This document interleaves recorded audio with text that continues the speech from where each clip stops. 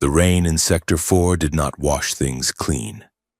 It merely slicked the grime into a semi-reflective sheen that mirrored the neon advertisements bleeding down from the upper canopy. Here, in the mid-levels of the megacity, the sky was a myth. The real sky, the one with stars and clouds, belonged to the executives living in the spire penthouses 3 miles up. Down here, the ceiling was a crisscross of maglev skylanes, leaking coolant pipes, and the heavy underbellies of corporate cargo drones. Ethan Vale shifted the weight of the busted delivery bot slung over his shoulder. The servo motor in his left knee whined in protest, a sympathetic sound that matched his own internal monologue. It had been a 14-hour shift at the salvage yards, stripping rare Earth magnets from decommissioned orbital shuttles, and his payout had already been garnished by the Helix Meridian debt collection algorithm before it even hit his account. He stepped off the transit platform and into the deluge. The water tasted of sulfur and recycled ozone. He pulled his collar up, ducking his head against the wind that whipped through the canyon of residential blocks. This was the reality of the near future. Layered sky lanes buzzed overhead like angry hornets, carrying the wealthy from rooftop gardens to secure corporate zones, while the undercity bazaars below hummed with the illicit trade of bootleg software and rumored alien technology.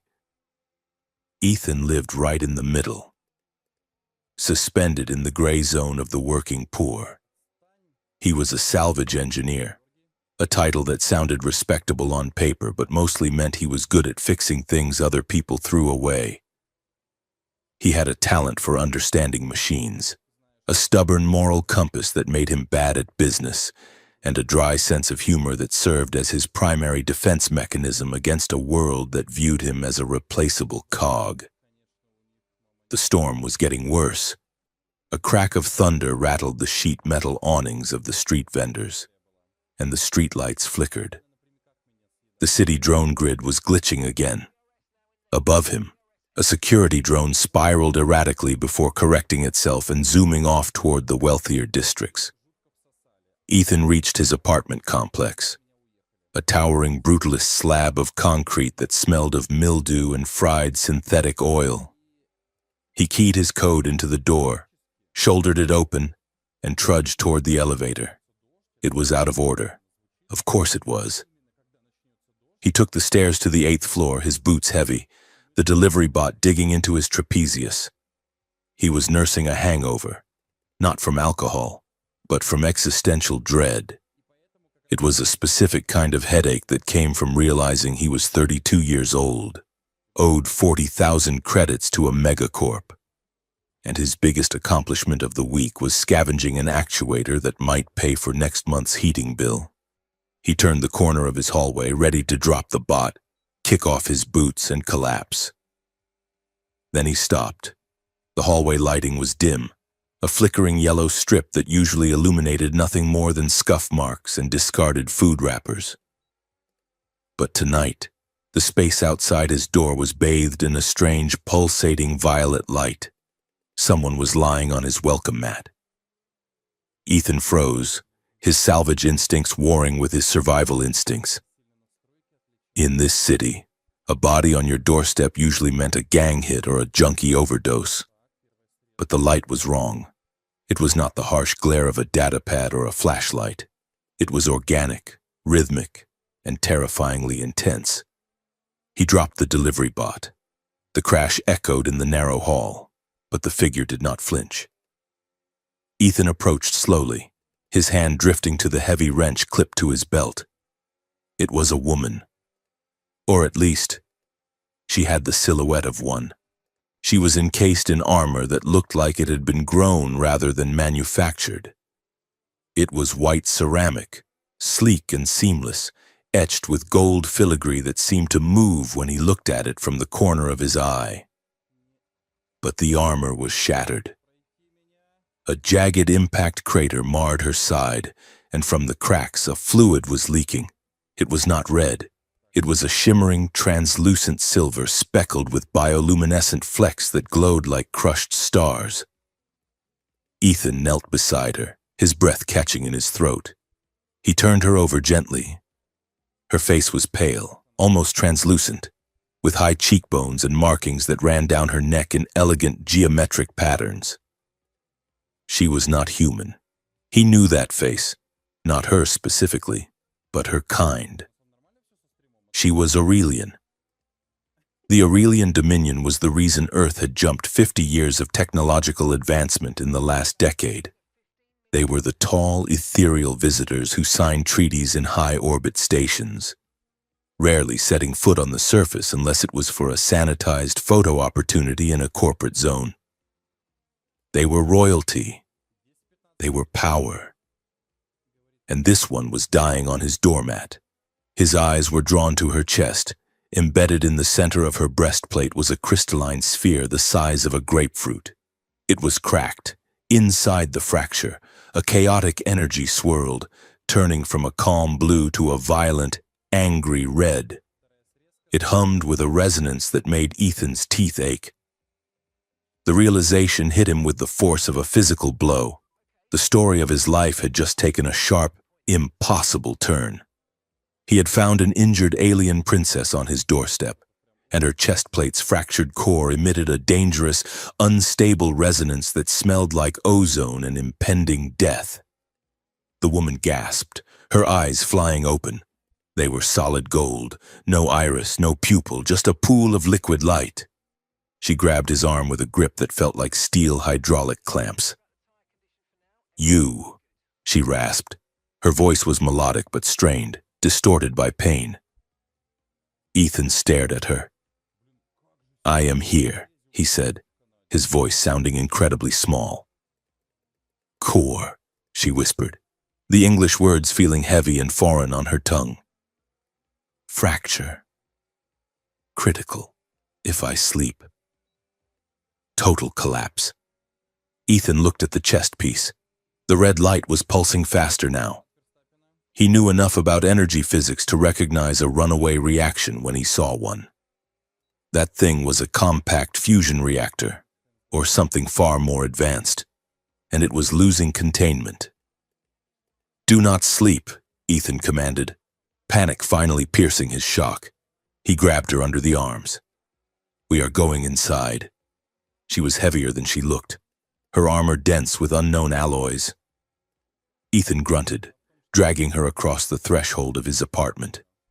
He kicked the door shut with his heel and locked all 4 deadbolts. The apartment was a cluttered mess of scavenged tech, half-finished repair projects, and vintage paperback books. He cleared a space on his workbench, shoving aside a disassembled toaster and a pile of circuit boards, and hoisted her onto the surface. "Safe?" she asked, her golden eyes unfocused. "Safe enough," Ethan lied. He scrambled to the window. If that core blew, it would not matter. But if she was emitting radiation or tracking signals, he needed to shield the room. He grabbed a roll of emergency thermal foil he had stolen from a construction site and began taping it frantically over the single window. "Cameras," she murmured. "They watch." Ethan cursed. The building hallway had security feeds. They were grainy and mostly ignored by the landlord. But if someone was hunting her, they would check. He pulled a small, spider-like repair drone from his shelf. "Go," he ordered, tossing it toward the door. "Loop the hallway feed. Last 20 minutes." The drone chirped and skittered under the door gap. Ethan turned back to the alien woman. She was shivering, the bioluminescent blood pooling on his workbench. He needed help. He needed a doctor. "I am calling paramedics," Ethan said, reaching for his comms unit. "No," she said, trying to sit up. The movement made her cry out, a sharp, bird-like sound, no register. Ethan ignored her. This was beyond him. He tapped the emergency frequency. Connection error. His screen flashed. Signal intercepted. A voice spoke, not from the woman but from the air around her.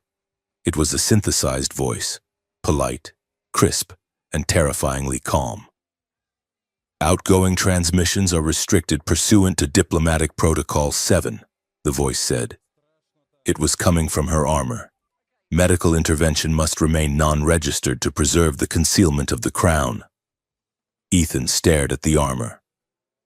You are blocking my call. She is dying. I am preserving the integrity of the mission, the AI replied. Also, your syntax suggests high levels of cortisol. Please remain calm to assist the principal. I am calm, Ethan yelled, his hands shaking as he grabbed a clean rag and pressed it against the wound in her side. You are shouting, the AI observed. That is contradictory to the definition of calm. Ethan looked down at the woman. Her golden eyes were dimming. The red light in her chest was throbbing in time with a high-pitched whine that was steadily climbing in frequency. Who are you? Ethan asked, applying pressure. Lyra, she whispered. Lyra Seraphine. The name triggered a memory from the news feeds. Princess Lyra Seraphine, third in line to the Aurelian throne. A visiting dignitary who was supposed to be on a goodwill tour of the orbital shipyards, not bleeding out in a Sector 4 tenement. Okay. Lyra, Ethan said, his voice trembling. You are on Earth. You are in my apartment. My name is Ethan. Ethan, she repeated. She looked at him, really looked at him, searching his face. It was a look of profound vulnerability. She was a creature of immense power and status, stripped of her guards, her retinue, and her safety. She gripped his wrist again, her thumb brushing over the pulse point. She was checking to see if he was terrified, or if there was any capacity for mercy in this wet, dirty city. The core let out a sharp hiss. A spark of pure white energy arced from the crack, scorching the metal of the workbench. Temperature rising, the armor AI announced pleasantly. Core containment at 12%. Annihilation event probable within 8 minutes. 8 minutes? Ethan shouted. What happens in 8 minutes? The core collapses, the AI explained. The resulting release of zero-point energy will vaporize a radius of approximately 4 city blocks. Ethan stared at the chest piece. Vaporize. He looked at Lyra. She was struggling to keep her eyes open. Cool it, Ethan said, his mind racing. I need to cool it down. Correct, the AI said. Sub-zero thermal application required immediately. Ethan spun around, scanning his apartment. He did not have liquid nitrogen. He did not have a stasis field. He had a refrigerator full of beer and a workshop full of junk. Think, he told himself. He was a salvage engineer. He fixed broken things. He ran to the corner where he kept his high-value scraps. He dug through a crate, tossing aside copper wire and fiber optics until his hand closed around a heavy, cylindrical coil. It was a superconductive cooling loop from a military-grade server he had scrapped last month. It needed power. Lots of it. Ethan dragged his welding rig over to the table. He stripped the insulation off the power cables with his teeth, spitting the plastic onto the floor. This is going to hurt, Ethan warned her. Lyra nodded weakly. Do it. Ethan placed the cooling coil directly over the cracked core. He connected the leads to his welding rig and cranked the dial to maximum voltage. Current flow initiated, he muttered. He slammed the activation switch. The coil hummed to life, instantly frosting over. A wave of cold air blasted outward, fogging the room. The angry red light of the core fought against the blue glow of the coil. The sound was deafening, a screech of energy warring with thermodynamics. Lyra arched her back, a silent scream etched on her face. Her hands scrabbled against the workbench, tearing gouges in the wood. Hold on, Ethan gritted out, adjusting the flow. Just hold on. The whining sound began to drop in pitch. The red pulse slowed. The sparks stopped arcing. Core temperature stabilizing, the AI reported, sounding mildly impressed. Containment holding at 15%. Collapse sequence suspended. Ethan slumped against the table, sweat dripping from his nose. He killed the power to the welder, but left the coil in place, humming on its residual charge. Lyra lay still, her breathing shallow but steady. The bioluminescent bleeding had slowed. "Thank you," she whispered. Ethan did not answer. He walked to the window and peeled back a corner of the foil shielding. Outside, down on the street, the world had changed. Blue and red lights were flashing against the rain-slicked pavement. He saw armored vans with the Helix Meridian logo, his employer, screeching to a halt. Men in black tactical gear were spilling out, carrying scanners that swept the building facades. "They are here," Ethan said quietly. "Who?" Lyra asked. "On corporate security, Helix Meridian." Lyra's eyes widened with fear. "They cannot find me. They are sweeping for energy signatures," Ethan said. "That little light show your heart just did. It probably lit up their sensors like a flare." He let the foil fall back into place and turned to face her. He had a choice. It was a simple mathematical calculation. Option 1. He goes downstairs. He flags down the security team. He tells them he found a distress beacon. They come up, take her away, and maybe give him a reward. Or maybe they shoot him to keep the secret. But she would be their problem. Option 2. He keeps her here. He hides her. He becomes an accomplice to whatever political mess she was running from. If Helix Meridian found out he was harboring a fugitive alien royal, he would not just be fired, he would be erased. His debt would be the least of his worries. He looked at Lyra. She was not a princess right now. She was just a frightened young woman bleeding on a table in a room that smelled of solder and stale takeout. Ethan Vale was a man with a lot of debt and a lot of regrets. He had spent his life scrapping the past to pay for a future that never arrived. He was cynical, tired, and practical. But he was not a coward. The AI spoke up. Suggestion: surrender of the principal to local corporate authorities may result in diplomatic termination. "They will kill her?" Ethan asked. "Probability is high," the AI confirmed. The fracture was not accidental. Ethan looked at the scanner he had jammed earlier. The security team was moving into the lobby. He walked over to the door and engaged the manual deadbolts. He dragged a heavy crate of engine parts in front of it. "What are you doing?" Lyra asked. Ethan turned off the main lights, plunging the room into shadow, illuminated only by the soft, unstable glow of her chest and the neon signs bleeding through the foil. "I am improvising," Ethan said. He grabbed a portable diagnostic lens and a med kit from his shelf. He pulled a chair up to the workbench and sat down beside her. "If I turn you in, you die," he said plainly. "Yes," Lyra said. "And if I hide you, I am a traitor to my employer and probably my species." "Yes." Ethan sighed, rubbing his temples. He picked up a pair of forceps. "Well," he said, a dry smile touching the corner of his mouth. "I never liked my boss anyway." He looked into her golden eyes, and in that moment, the transaction changed. It was no longer about salvage. It was no longer about debt. It was about the terrified beat of a heart that was also a bomb, and the man foolish enough to try and keep it beating. "Let us see if we can fix this before the neighbors complain about the noise," Ethan said. Lyra let out a breath she seemed to have been holding since she landed on his doorstep. She reached out and took his hand again. This time, she did not check his pulse. She just held on. And as the heavy boots of the security team thundered on the stairs below, Ethan Vale began to work. The diagnostic lens hummed as Ethan scanned the perimeter of the wound.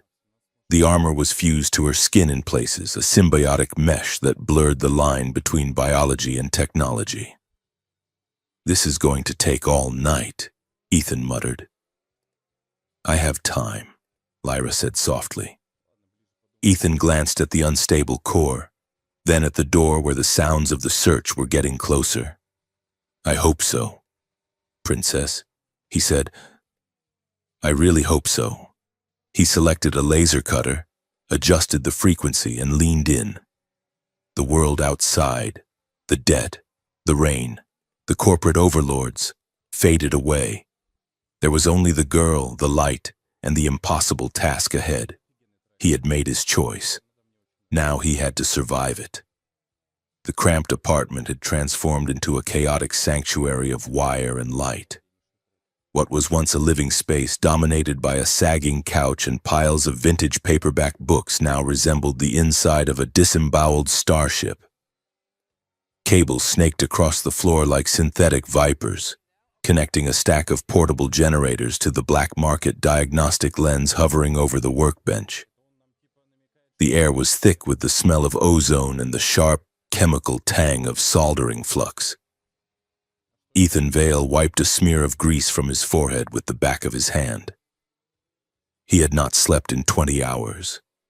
His eyes felt like they were packed with sand, but his hands remained steady.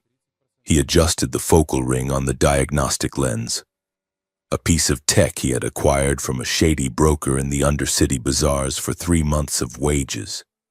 It was illegal for a civilian to own one, but tonight, legality was the least of his concerns. The lens projected a holographic cross-section of Lyra Seraphine's chest above her body. The image was a complex web of biology and machinery, a map of a heart that was also a machine. "Hold still," Ethan murmured, his voice rough with fatigue. "The sensor is sensitive to micro-tremors." "I am trying," Lyra replied through gritted teeth. She was lying on his workbench, stripped of the heavy outer plating of her ceremonial armor, leaving only the flexible, skin-tight undersuit that interfaced with her nervous system. The energy core embedded in her chest was no longer a blinding flare of red. It had settled into a sullen, rhythmic throb, like a dying ember that refused to go out. Ethan studied the hologram. The core was not just a battery. It was a semi-organic reactor, a sphere of living crystal suspended in a magnetic lattice. It pulsed in time with her heartbeat, drawing energy from her own bioelectric field and amplifying it 1,000 times over. "This is not just a power source," Ethan said, the realization cold in his stomach. He tapped a cluster of nodes on the holographic display. "It is bonded to your central nervous system. If I try to remove it, the shock would kill you. If it runs out of power, your heart stops." "It is a parasite. It is a protector," Lyra corrected him, though her voice lacked conviction. "It is the star heart. Every heir to the Aurelian throne carries one. It ensures that if we are captured, we cannot be used as leverage." "You mean it is a bomb," Ethan said bluntly. He looked up from the display to meet her golden eyes. "It is a last resort geopolitical deterrent. If an enemy takes you, you go critical and take the city block with you." Lyra looked away, staring at the peeling paint on his ceiling. "It is the price of lineage. It protects the Dominion from weakness." "It is barbaric," Ethan muttered. He leaned closer to the core, examining the fracture that ran down the center of the crystal. And this crack. This was not an accident. Look at the stress lines. He pointed to the hologram, where the fracture pattern was highlighted in angry orange. Impact damage usually radiates outward from the point of contact, Ethan explained, slipping into his professional mode, like a stone hitting a windshield. But this fracture originates from the inside. The stress applied was internal, specifically targeting the magnetic containment seal. Lyra's breath hitched. What are you saying? I am saying you did not just fall and break it, Ethan said grimly. Someone sabotaged you. They introduced a harmonic frequency into the containment field that caused the crystal to shatter from the inside out. The room went silent, save for the low hum of the cooling coil Ethan had rigged earlier. Lyra closed her eyes, her expression shifting from pain to a dark, simmering anger. My escort, she whispered. We were in transit to the secure zone, the drones that attacked us. They knew exactly where the blind spots in our formation were. You said you were here for a diplomatic mission, Ethan prompted. Picking up a micro-laser welder, a covert one, Lyra admitted. The official channels are compromised. I came to Earth to meet a treaty liaison named Councilman Holloway. We were supposed to discuss the amendment of the trade routes, specifically the sector controlled by Helix Meridian. Ethan froze, the welder hovering inches from her chest. Helix Meridian? Yes. They have been petitioning for exclusive salvage rights in the Aurelian border zones. Holloway had evidence that they were violating the current restrictions. But Holloway never showed up. And then the drones came. Ethan set the welder down, slowly. Helix Meridian was his employer. They were the biggest salvage corporation on the eastern seaboard, practically owning the government contracts for alien technology recycling. He knew they were ruthless. They garnished his wages for breathing too much air. But orchestrating an assassination attempt on an alien princess was a leap even for them. Or maybe it was not. They recycle alien tech, Ethan said, his mind racing. If you die here, and your core goes critical, it wipes out the evidence. Helix sweeps in to clean up the mess, claims the salvage rights, and probably finds a way to blame it on human terrorists to justify a military buildup. Lyra looked at him, her gaze sharp. You work for them. I am a salvage engineer, Ethan said defensively. I scrap rusted shuttles. I do not sit in the board meetings where they plan regicide.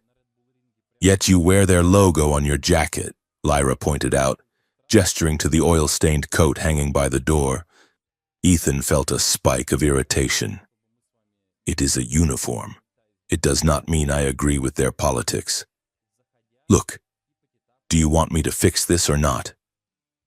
Lyra stiffened, her royal training kicking in. She lifted her chin, despite her position on the workbench. Do not speak to me with such insolence. I am the daughter of the third moon, and I am the guy keeping your chest from exploding. Ethan shot back. In this apartment, rank does not mean much.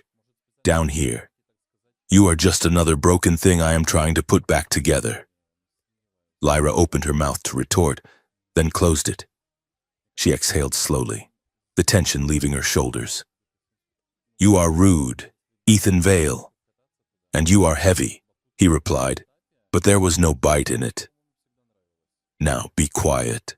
I need to seal this microfracture before the heat spikes again. He resumed his work, the laser welder emitting a high-pitched whine. For a long time, they did not speak. The only sounds were the hiss of the tool and the steady beep of the diagnostic lens. The cultural clash between them was a physical weight in the room. Lyra was used to silence, obedience, and sterile palaces. Ethan was a creature of noise, grease, and survival. Yet, as he worked, a rhythm developed between them. When he needed a tool, he did not even have to ask. Lyra would see his hand searching and nudge the correct instrument toward him. After an hour, Ethan sat back, rubbing his neck. The primary fracture was sealed with a temporary resin, but the core was still unstable. I need to eat, Ethan announced. My brain is shutting down. He walked over to his kitchenette, a hot plate and a sink full of dishes, and grabbed a cup of instant noodles. He poured water from a kettle he had left boiling and waited for the steam to rise. Do you Consume sustenance? Ethan asked, holding up the cup. It is chicken flavor, synthetic, mostly salt. Lyra sat up slowly, testing the mobility of her torso. I do not require food as frequently as humans. The core sustains my metabolic functions. However, my energy reserves are depleted. So, yes to the noodles? If it is not poisonous. Ethan snorted. That is debatable. He handed her the cup and a plastic fork. She held it like it was a sacred artifact, sniffing the steam suspiciously. She took a small bite, her nose wrinkling at the taste. It is intense, she decided. It grows on you, Ethan said, leaning against the counter and shoveling noodles into his own mouth. Lyra watched him eat. She placed the cup down and looked at him with a solemn expression. She cleared her throat, her posture straightening into something formal and rigid. Ethan Vale, she began, her voice taking on a ceremonial cadence. You have provided shelter to the blood of Aurelius. You have applied your skills to preserve my life, despite the risk to your own standing. Ethan paused, a noodle hanging from his lip. He slurped it up, just doing what anyone would do. No, Lyra interrupted. Acts of service must be balanced. It is the law of the scale. I cannot remain in your debt without a formal binding. She raised her hand, palm open, glowing faintly with golden light. I offer you the vow of the Hearthkeeper, she proclaimed. I pledge to bind my life to yours, to share your dwelling and your resources, to merge our paths until the debt is extinguished. Ethan choked. He coughed violently, slamming his cup onto the counter. Noodles sprayed slightly. He wheezed, pounding his chest. Excuse me, he rasped, water in his eyes. Did you just propose to me? Lyra frowned, the golden light fading from her hand. Propose? You said bind my life to yours and merge our paths, Ethan said, his voice rising an octave. On Earth. That usually involves a ring and a very expensive party. Are you asking to marry me? The AI in Lyra's armor spoke up from the pile of plating on the floor. Correction. The translation matrix misinterpreted the context of Kaeloth. The term signifies a temporary alliance of survival and resource sharing. It is closer to the human concept of aggressive roommate agreement. Lyra looked mortified. Her pale skin flushed a deep violet. I did not mean, I was not suggesting a reproductive union. Ethan wiped his mouth, still coughing. Okay. Good. Because my lease does not allow pets, let alone alien spouses. Lyra glared at the armor pieces. Why did you not correct me sooner? Sentinel? I found the statistical probability of his reaction to be humorous. The AI deadpanned. Ethan laughed. It was a rusty sound, surprised out of him. Lyra looked at him, her indignation melting into a reluctant smile. You are laughing at a princess, she noted. I am laughing at the situation, Ethan said, stepping closer. He felt the tension in the room shift. It was no longer just fear and adrenaline. It was something else. A hum that had nothing to do with the energy core. He reached out to check the seal on her chest. Without thinking, he hesitated, his hand hovering inches from her skin. May I? He asked. Lyra looked at his hand, then up to his eyes. She seemed surprised by the pause. In her world, doctors and guards touched her as a matter of duty, often without a word. Ethan was asking for permission. Yes, she said softly. He placed his fingers gently on the edge of the resin seal. His skin was rough, calloused from years of working with metal. Her skin was cool, smooth as glass. The contrast sent a jolt through them both. Lyra let out a shaky breath. Does it hurt? Ethan asked, his voice dropping. No, she said. The panic. It rises when I am alone, when the silence comes.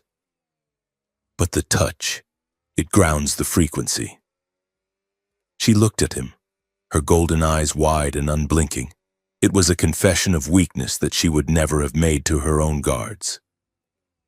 Ethan held her gaze. The distance between them felt non-existent.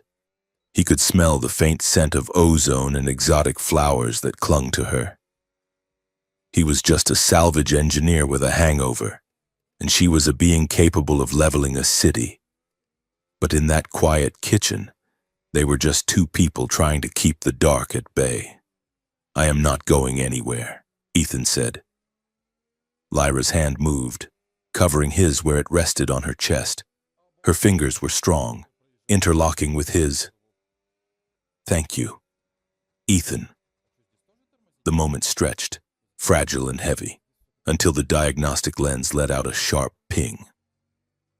Ethan pulled his hand back, clearing his throat. The core.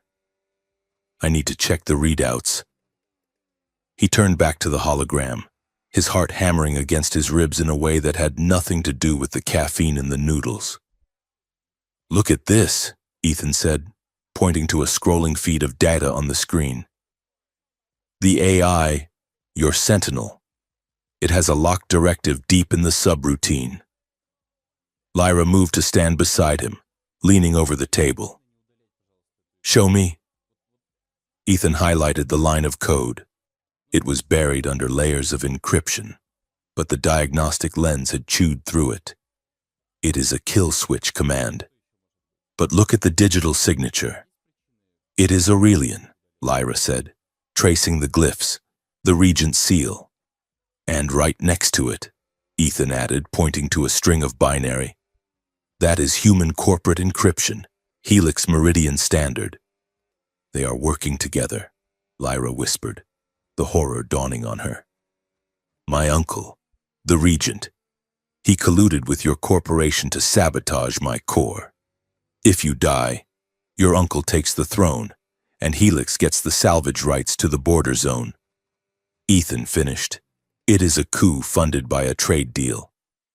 Before Lyra could respond, a heavy thud echoed from the hallway. Ethan froze. That was not the wind. He signaled for Lyra to be silent. He moved to the door, pressing his ear against the metal. He heard the faint electronic hiss of a bypass decoder. They found us, Ethan hissed. He grabbed Lyra's arm. We have to go. Now! My armor, she protested, reaching for the heavy plating. Leave it, Ethan ordered. It is dead weight and it has a tracker. He grabbed a heavy canvas coat from the hook and threw it over her shoulders to hide the glowing core. He shoved the diagnostic lens and a handful of tools into his backpack. The lock on the front door clicked. Ethan kicked the grate off the ventilation duct near the floor. It was an old maintenance tunnel that ran between the apartment blocks. Used mostly by rats and fiber optic technicians. In, he commanded. Lyra did not argue. She scrambled into the narrow, dark space. Ethan followed, pulling the grate back into place just as the apartment door exploded inward. Through the slats, Ethan saw a figure step into the room. It was not a standard security guard. It was an agent in a sleek, matte black suit, the face covered by a smooth, featureless mask.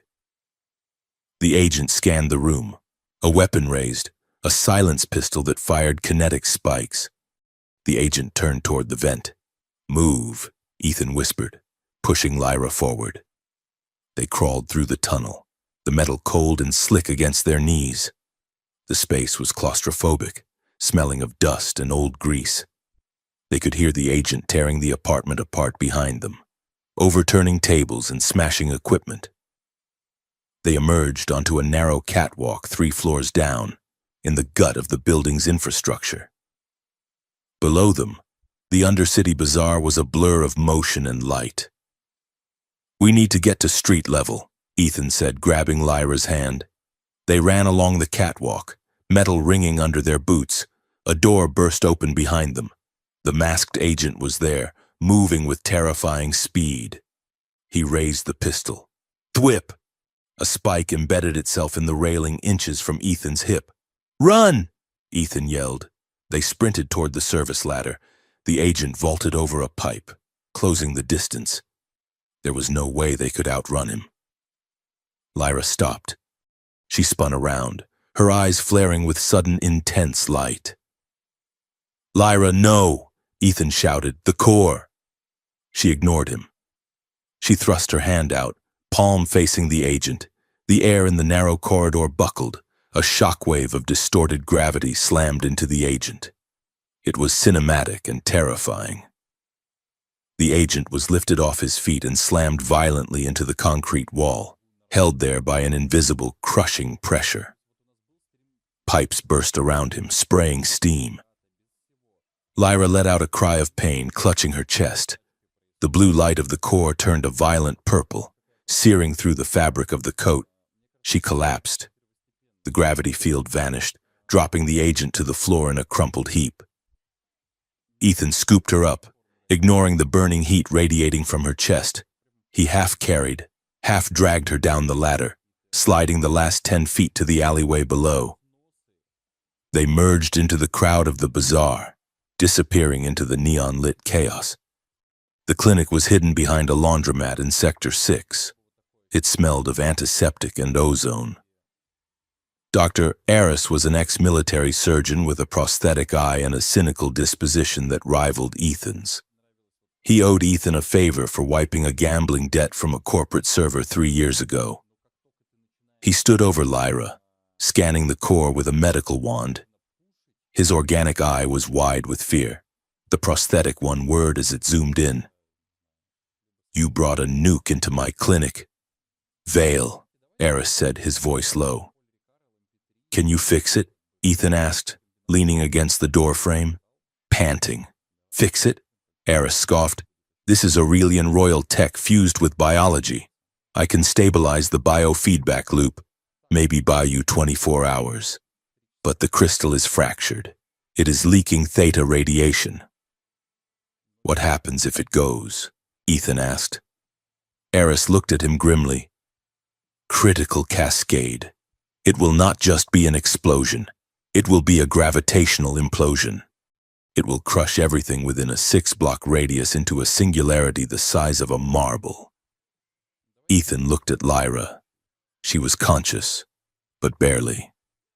She was listening, her face pale.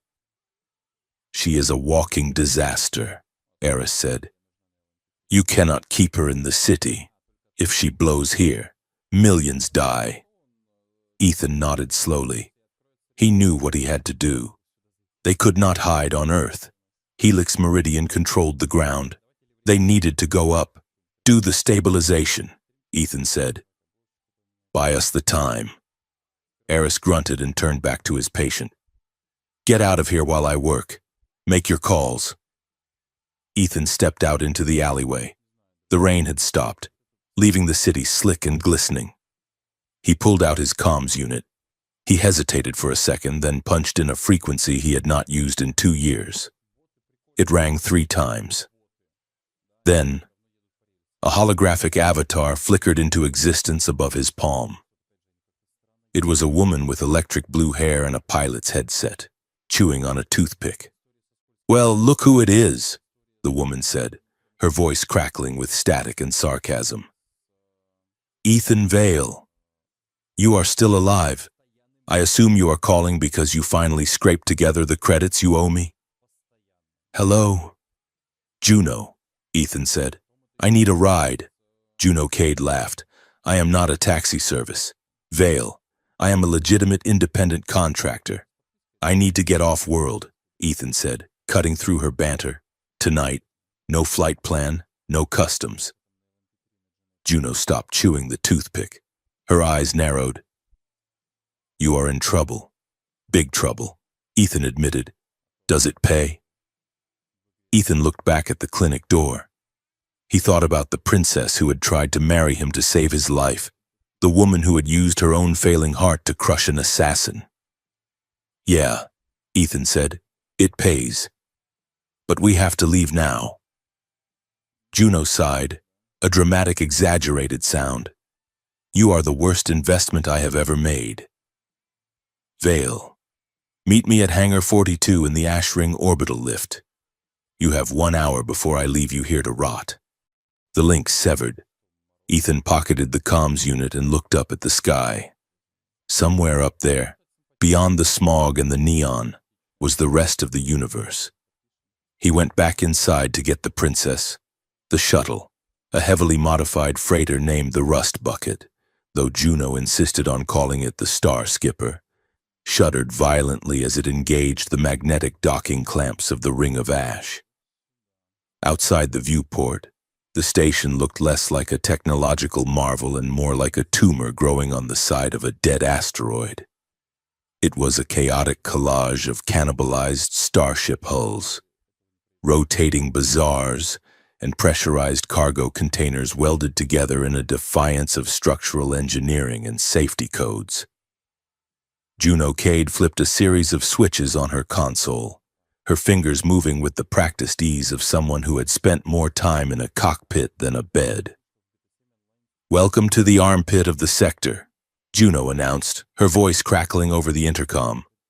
"Keep your heads down, your wallets hidden, and for the love of the void, do not look the customs droids in the eye. They smell fear and contraband." Ethan Vale unbuckled his harness in the rear cargo hold. He felt weightless for a moment before the station's artificial gravity spin caught them, slamming his boots back onto the metal deck. He looked over at Lyra. She was sitting on a crate, wrapped in the oversized canvas coat he had given her, her knees pulled up to her chest. She looked small, pale, and impossibly out of place amidst the smell of hydraulic fluid and stale recirculated air. "How are you holding up?" Ethan asked, moving to her side. Lyra looked up. Her golden eyes were dull, the bioluminescent markings on her neck pulsing with a slow, erratic rhythm. "The core is quiet," she said, "but it feels heavy, like a stone that is slowly getting hotter." Ethan checked the diagnostic patch on her neck. It showed her vitals were stable, but the core integrity was degrading. They had time, but not much. "We will find the specialist," Ethan said, offering her a hand. "We get the crystal, we fix the core, and we get out." Juno appeared in the doorway, checking the charge on a heavy-looking blaster pistol. "Simple plan," Juno said. "I stay with the ship and keep the engines warm. You two go find this relic hunter. His name is Torin. He runs a shop in the lower ring called the Obsidian Eye, and try not to start a war before lunch." Ethan and Lyra stepped off the ship and into the sensory assault of the Ring of Ash. The air was thick with the scent of spices, ozone, and unwashed bodies. The main promenade was a narrow, twisting corridor lined with stalls selling everything from repurposed atmospheric scrubbers to illegal hallucinogens. Neon signs in a dozen languages flickered overhead, casting the crowd in sickly shades of pink and green as they moved through the throngs of scavengers, smugglers, and mercenaries. Ethan kept a protective hand on Lyra's shoulder. She flinched at the noise, the sheer density of life pressing in on them. On a massive holographic screen suspended above a noodle bar, a news feed from Earth was playing. The anchor, a polished woman with a severe haircut, was speaking in urgent tones. "Reports of unconfirmed seismic activity in Sector 4 have been linked to a terrorist cell operating out of the Undercity." The anchor said, "Helix Meridian has pledged full cooperation with the Global Council to secure the area." In related news, rumors of an Aurelian diplomatic vessel malfunctioning in orbit remain unverified, though Council leadership urges citizens to remain calm. Ethan watched the screen, his jaw tightening. "They are spinning it," he muttered. "They are erasing me," Lyra said softly. "If they claim it is a terrorist cell, they can level the sector to find me. Your council knows the truth, but they are afraid." "Afraid of what?" Of the panic, Lyra said, pulling the collar of the coat higher. If the public knew an Aurelian princess was missing and carrying a device capable of vaporizing a city, the outrage would topple the government. Helix Meridian is offering them a clean solution, silence in exchange for complicity. They pushed deeper into the station, moving away from the main thoroughfares and into the dimly lit service corridors of the lower ring. The crowd thinned out, replaced by shadowed figures conducting business in hushed tones. They found a quiet alcove near a cargo lift to wait for the contact window Juno had set up. It was a small, grimy space filled with stacked shipping containers, offering a moment of respite from the chaos. Ethan leaned against a crate, watching Lyra. She was staring out of a small, scratched viewport at the stars spinning slowly beyond the glass. She looked incredibly lonely. "You did not choose this, did you?" Ethan asked quietly. Lyra turned from the window. The question hung in the air between them. "Choose what?" she asked. "The mission? The crash? The core?" Ethan said, gesturing to her chest. "Being a walking weapon." Lyra let out a breath that was almost a laugh, though it held no humor. "No one asks the lock if it wants to hold the door." "Ethan." She unbuttoned the top of the coat, revealing the faint glow of the chest piece beneath the fabric. "I was 5 years old when the procedure was done," she said, her voice distant. "It is the highest honor in the Dominion, to be chosen as a carrier. It means my life is not my own. It belongs to the state. It belongs to the treaty. The core ensures that I am too dangerous to capture and too valuable to kill. I am a symbol of power." Ethan looked at her, really looked at her. He stripped away the title, the alien heritage, the terrifying technology. He saw a young woman who had been hollowed out and filled with duty until there was no room left for herself. "It is not a privilege," Ethan said, his voice low and fierce. "It is a chain." Lyra looked down at her hands. "I have never known anything else. My instructors told me that my personal desires were irrelevant, that to feel fear or want was a defect in the system." "Do you believe that?" Ethan asked. "I did," Lyra whispered, "until I woke up on your doorstep, until I felt the cold air of your city and realized I was going to die without ever having chosen a single thing for myself." She looked up at him, her golden eyes shimmering with unshed tears. "I am afraid." "Ethan," she confessed, the words rushing out. "I am afraid of dying on a stranger's world. I am afraid of becoming just a crater in the ground, a headline in your newsfeed. The alien incident, that is all I will be." Ethan pushed off the crate and closed the distance between them. He did not touch her, not yet, but he stood close enough that she could feel the heat of his presence. "You are not a headline," he said firmly, "and you are not a weapon. You are Lyra." He reached out, his hand hovering near her face, waiting for her signal. She leaned into his palm, her skin cool against his fingers. "I will not let them reduce you to a blast radius," Ethan promised. "I do not care about the Council. I do not care about Helix Meridian. I am getting you home, and I am getting you home whole." The intensity of his voice surprised them both. It was not the pragmatic assurance of a salvage engineer, it was a vow. Lyra turned her face into his hand, her eyes closing. "Why do you help me?" she asked softly. "Is it just survival?" Ethan's thumb brushed her cheekbone. "At first, maybe. Now? No." Lyra opened her eyes, searching his face. "Why do humans fear intimacy when war is at the door?" she asked. "I have read your literature. You push each other away when you should be holding on." Ethan let out a rough sigh. "Because it is easier to lose something you never fully held," he said. We fear wanting someone too much when the universe can snatch them away in a second. It is a defense mechanism. And do you have this defense mechanism? I used to, Ethan said. I think it is broken. The air between them charged with a sudden electric tension. It was not the dangerous resonance of the core, but something human and ancient.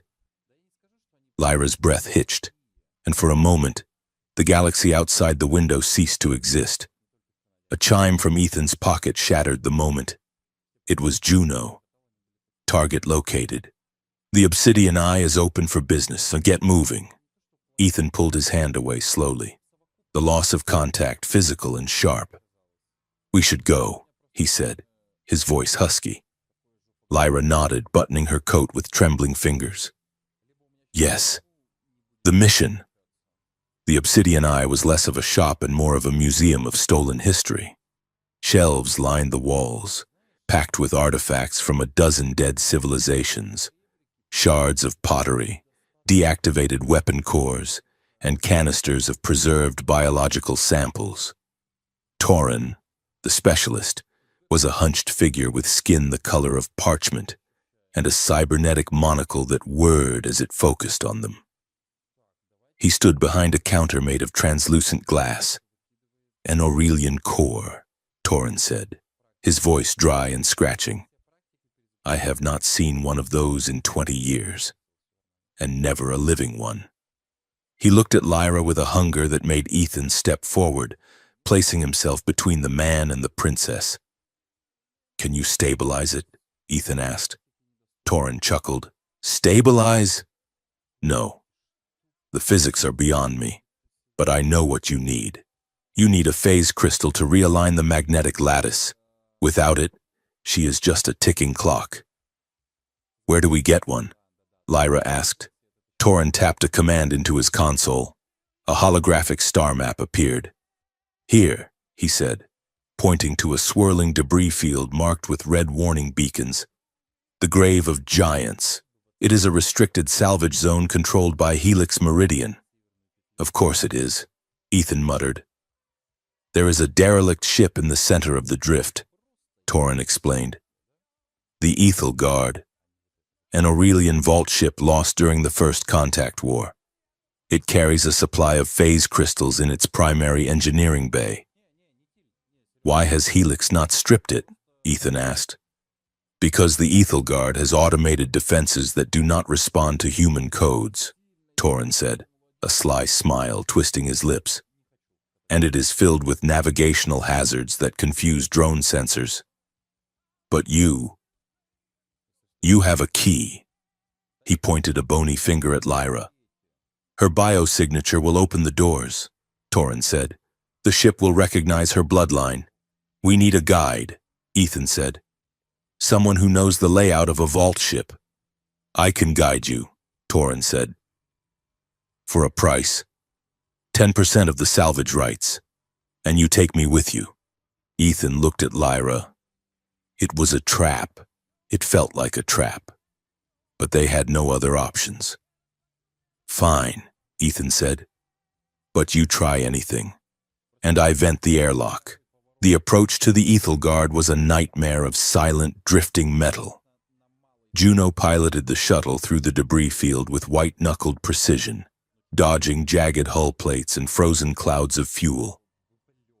I am dropping you at the breach point, Juno said over the comms. Section 9. The airlock is active. I will circle around and keep the Helix patrols off your back.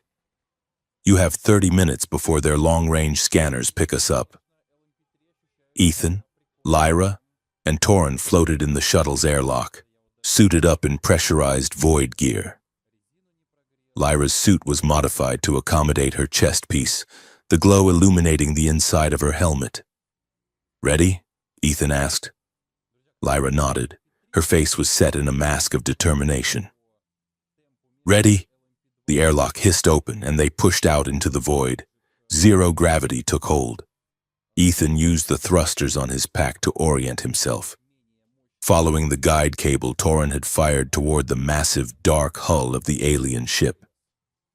The Ethel Guard was a ghost, It was sleek and curved, like all Aurelian tech, but pitted with asteroid impacts and scorch marks. They reached the hull and magnetized their boots. Lyra moved to the control panel beside the blast doors. She placed her gloved hand on the interface scanner. Identity confirmed. A mechanical voice echoed through their suit comms. "Welcome, Highborn." The massive doors groaned and slid open, revealing a corridor bathed in flickering emergency lighting. Inside, the ship was a tomb. Dust motes danced in the beams of their flashlights. The walls were covered in Aurelian glyphs that pulsed faintly as Lyra passed, recognizing her presence. "It is beautiful," Lyra whispered. "It is a graveyard," Torrin corrected, floating ahead. "Engineering is this way." They navigated the twisting corridors, pulling themselves along handholds. The silence was oppressive, broken only by the sound of their own breathing. As they went deeper, the ship's defenses began to wake up. Spherical drones floated out of wall alcoves, their sensors sweeping the hallway. "Freeze," Lyra commanded. The drone stopped, hovering uncertainly. They scanned her, chirping a query. "Protocol override," Lyra said in her native tongue. "Passage authorized." The drones retracted. "Useful," Ethan noted. "We are close," Torrin said. "The engineering vault is just ahead." They entered a massive circular chamber. In the center, suspended in a gravity well, was a pillar of rotating crystal shards. This was the drive core, and embedded in the console array were the phase crystals, glowing blue gems the size of fists. "There," Torrin said, his voice greedy.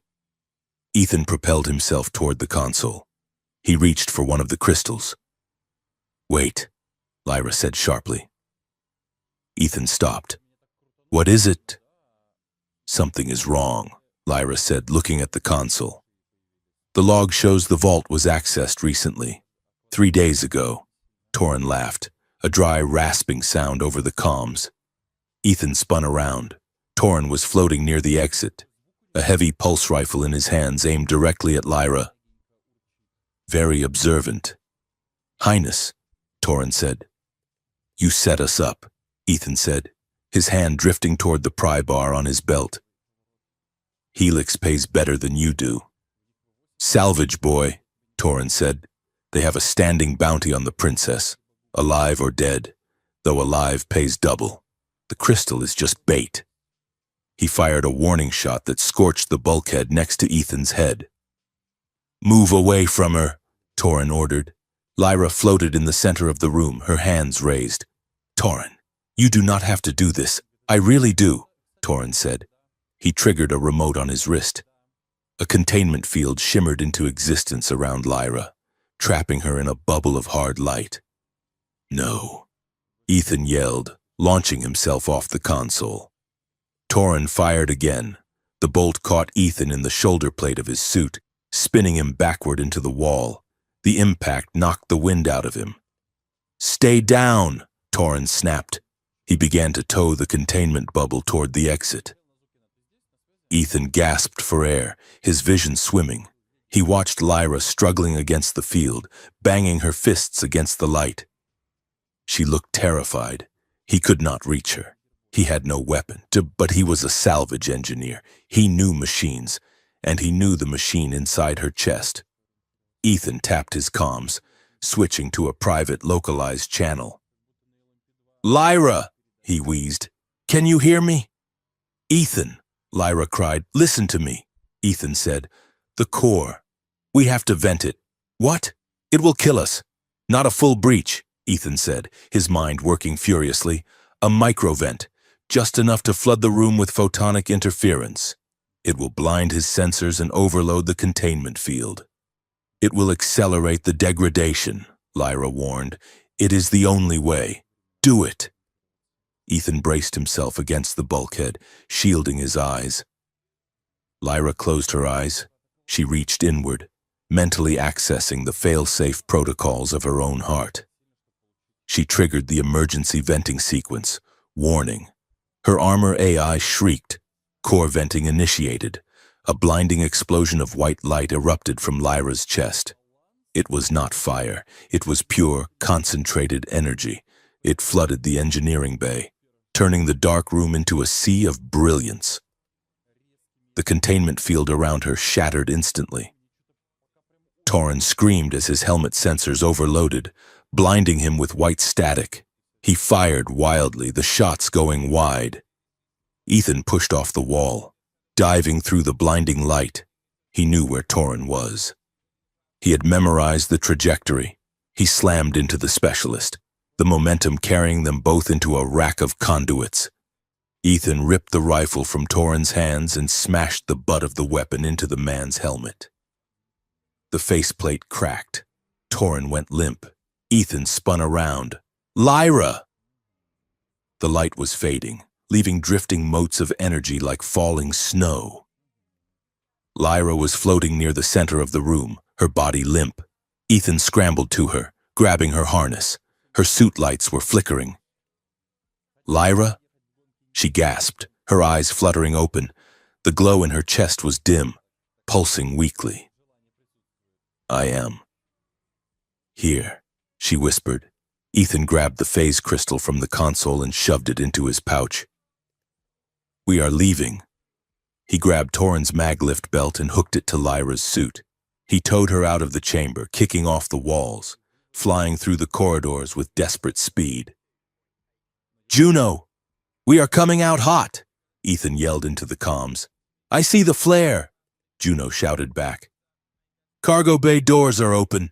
They burst out of the airlock and into space. The star skipper was drifting nearby, its bay yawning open. Ethan fired his thrusters, guiding them into the hold. They crashed onto the deck plates. The gravity kicked in, and they slumped to the floor. Juno slammed the bay doors shut and punched the throttle. We are gone. Ethan tore his helmet off, tossing it aside. He crawled over to Lyra. She was fumbling with her own helmet latches. He helped her, pulling the helmet free. Her hair was matted with sweat, her face gray. But she was alive. You crazy idiot, Ethan breathed, pulling her into a sitting position. You actually did it. Lyra looked at him, her chest heaving. The adrenaline was crashing through her system, mixing with the unstable resonance of the core. She looked at Ethan, his bruised face, the fear in his eyes, the absolute desperation with which he had come for her. She did not speak. She reached out, grabbed the lapels of his flight suit, and pulled him down. She kissed him. It was not a gentle, tentative thing. It was fierce, desperate, and terrified. It tasted of ozone and blood. It was a collision of two people who had just stared into the void and decided to pull back. Ethan froze for a split second. Then his arms went around her, pulling her close, burying his hands in her hair. He kissed her back with everything he had held in check, the fear, the awe, the impossible attraction. For a moment, there was no core, no helix meridian, no dying galaxy. Just the heat of her mouth and the solid reality of her body against his. Lyra pulled back, breathless, her forehead resting against his. I chose that, she whispered fiercely. That was mine. Ethan's hands were shaking as he cupped her face. I know. He looked down at her chest. The core was pulsing with a jagged, irregular rhythm. The venting had cost them. We need to install the crystal, Ethan said, his voice ragged. Now! He helped her up, and they stumbled toward the medical bay. An hour later, the crisis had passed. The phase crystal was installed, humming with a steady blue light that harmonized with the red of the core. The immediate danger of explosion was gone, but the bio readings were grim. The stress of the combat and the venting had permanently damaged the organic interface. Lyra was sleeping in the medbay, sedated.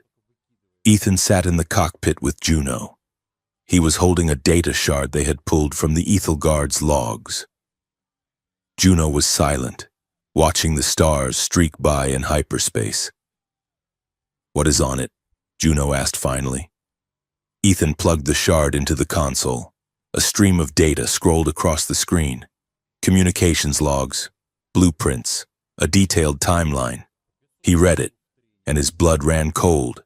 "It was not just a coup," Ethan said, his voice hollow.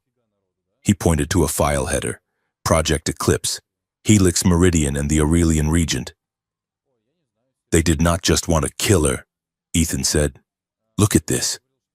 They planned a controlled core collapse." "What does that mean?" Juno asked. "It means they were going to detonate her," Ethan said. "Over a populated area. But they rigged the core to leave a specific radiation signature.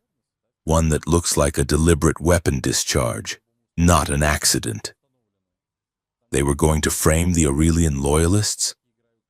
"No," Ethan said, reading the file. "They were going to frame Earth. The plan was to blow her up in a human city, make it look like human terrorists tried to harvest the tech and failed. The Regent uses the outrage to declare war on Earth. Helix Meridian supplies the weapons to both sides." Juno swore softly. "It is a false flag operation, with a princess as the bomb." Ethan looked back toward the medbay where Lyra slept. "She thought she was a diplomat," Ethan whispered. "She was the ammunition." He pulled the shard out, his fist closing around it tight enough to whiten his knuckles. "They think she is dead, or running. They think the plan is just delayed. Then what do we do?" Juno asked. Ethan looked at the infinite blackness of space. "We go back," he said. "We take the evidence to the one place they cannot bury it." "Where?" "Home," Ethan said. "We are going to the Aurelian capital." Juno stared at him. "You want to fly into the heart of a hostile alien empire, carrying a fugitive princess and a stolen ship?" Ethan stood up. "I promised her," he said. "I promised she would not just be a crater." He looked at the pilot. "Set a course, Juno. We are taking the fight to them." The descent back to Earth was nothing like the ascent. There was no desperate scramble for velocity, no shaking of the hull as they punched through the atmosphere. Instead, it was a slow, suffocating drift. Juno had masked the Star Skipper's transponder ID to mimic a semi-autonomous waste hauler, a designation that made them invisible to the high-priority scanners but forced them to fly in the congested, smog-choked lanes reserved for the city's refuse. Ethan Vale sat in the co-pilot seat, watching the megacity rise up to meet them. From this height, the sprawl looked like a circuit board infected with a virus of neon and concrete. The rain was falling in sheets, creating a blurred gray curtain that hid the scars of the streets below. "We are cleared for approach on Vector 9, Juno muttered, her hands moving lightly over the controls. "The automated traffic control thinks we are carrying 20 tons of radioactive sludge. Nobody is going to scan us too deeply. They do not want the paperwork." Lyra sat behind them, huddled in the jump seat. The phase crystal they had stolen from the vault ship was currently stabilizing her core, but the interface was crude. A low, rhythmic hum filled the cockpit, a sound that synced perfectly with the pulsing blue light beneath her heavy coat. She looked exhausted. The weight of the galaxy was heavy, but the weight of her own body, now fighting a war between biology and ancient technology, was heavier. "We are landing in the Ghost Line," Ethan said, pointing to a dark sector on the navigation map. "It is an abandoned Skytram station in the lower industrial district. The structure is shielded by the magnetic interference of the factories below." Juno grunted, a trash hauler landing in a dead zone. "We are really living the high life. Vale." The ship set down with a heavy metallic groan on a rusted landing pad suspended between two crumbling towers. The airlock hissed open, admitting the smell of wet rust, ozone, and the distinct sour tang of the city's underbelly. Ethan led the way, his blaster pistol drawn. They moved through the shadows of the station, passing frozen turnstiles and holographic advertisements for products that had not existed for a decade. The station was a tomb of transit, a relic of a time before the corporate zones walled themselves off from the populace. At the far end of the platform, a figure stepped out from behind a ticket kiosk. Ethan raised his weapon. "Easy, salvage boy," the figure said. The voice was human, weary, but warm. A man stepped into the dim light. He was older, with gray hair tied back in a messy knot and a face lined with the kind of stress that came from knowing too much. He wore a patched mechanic's jumpsuit. "Hello." "Silas," Ethan said, lowering the gun. Silas was a former data archivist for Helix Meridian who had been erased from the payroll, and nearly from existence, when he started asking questions about supply chain discrepancies. Now, he ran a cell of the Transparency Movement, a group of hackers, defectors, and idealists trying to expose the gears of the machine. "You brought heat," Silas said, eyeing the glowing chest of the woman behind Ethan. "And you brought a princess." "She is a guest," Ethan said firmly. Silas looked at Lyra. He did not bow. He did not gawk. He looked at her with a profound sadness. "We heard the chatter," Silas said. "The official story is that you were kidnapped by extremists. The unofficial story, the one Helix is whispering to the mercenaries, is that you are a rogue biological weapon that needs to be neutralized." Lyra stepped forward. Her posture was rigid, regal despite her exhaustion. "And what do you believe?" Silas smiled, a small, crooked thing. "I believe that anyone Helix Meridian wants dead this badly is probably the only hope we have left." "Come inside." The resistance hub was located in the maintenance sub-levels of the station. It was a makeshift command center powered by scavenged generators. Monitors lined the walls, displaying scrolling code, intercepted news feeds, and thermal maps of the city. The room was occupied by a dozen people. There were humans tapping furiously at keyboards, but there were others too. An Aurelian defector, tall and lanky with his crest feathers clipped in a sign of mourning, sat in the corner sharpening a blade. A few other non-humans refugees from corporate proxy wars moved through the space with quiet purpose. They stopped when Lyra entered. The silence was not deferential, it was heavy with judgment. These were people who had suffered under the boots of empires, both human and Aurelian. Ethan felt the tension. He moved closer to Lyra, his shoulder brushing hers. Lyra looked around the room. She saw the scars, the prosthetic limbs, the hungry look in their eyes. "I know what you see," Lyra said, her voice clear in the quiet room. "You see the symbol of the Dominion. You see the enemy. We see the bomb," the Aurelian defector said, standing up. His name was Varric. "We see the excuse the Regent will use to burn this city to ash." "I am not the excuse," Lyra said, meeting his gaze. "I am the proof." Silas stepped between them. "Enough. We are all on the same side of the firing squad here." He led them to a table covered in data pads. "We have been tracking the troop movements," Silas explained. "Helix Meridian has mobilized their private security battalions. They are locking down Sector 4 through Sector 8. They are not looking for terrorists. Princess, they are looking for you."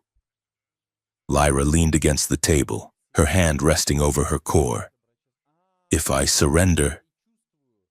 "If you surrender, they kill you and detonate the core remotely." Ethan cut in. "They blame the resistance.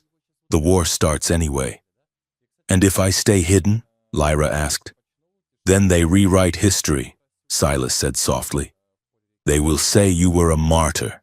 They will use your image to recruit soldiers to kill humans. The truth vanishes. Lyra looked at the screens, at the faces of the people in the room.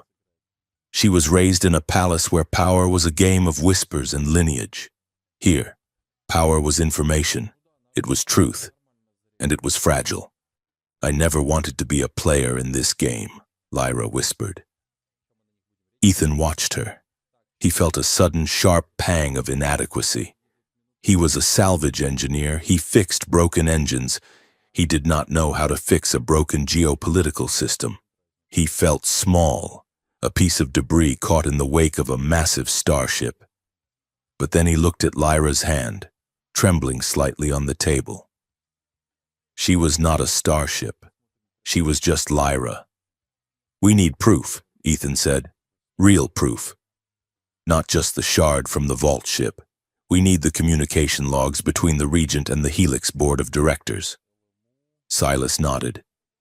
"That data exists, but it is inside the Helix Meridian Central server farm. The Citadel. That is a suicide run," Juno said from the back of the room, leaning against a support beam. "Not if we have a back door," Ethan said. He looked at Silas. "You used to be an archivist. You know the architecture." Silas hesitated. "I know the old architecture. They have upgraded the ice countermeasures, but there is a physical access point in the lower cooling levels. It is meant for drone maintenance." Ethan looked at Lyra. "I can get in. I know their drones. I know their salvage protocols." "I am coming with you," Lyra said. "No," Ethan said instantly. "It is too dangerous." "I am the key," Lyra insisted. "My biosignature. If we hit a biometric lock, you are stopped cold. With me, you can bypass the Aurelian encryption my uncle used to secure his side of the files." Ethan wanted to argue. He wanted to lock her in this room and stand guard at the door. But he saw the set of her jaw. She was done being a package to be delivered. "Okay," Ethan said. "But we need to stabilize you first. You are burning up." Silas directed them to a small supply room at the back of the station. He called it a privacy bubble, a space outfitted with active sonic dampeners that created a cone of silence, blocking out the noise of the hub. Ethan closed the door.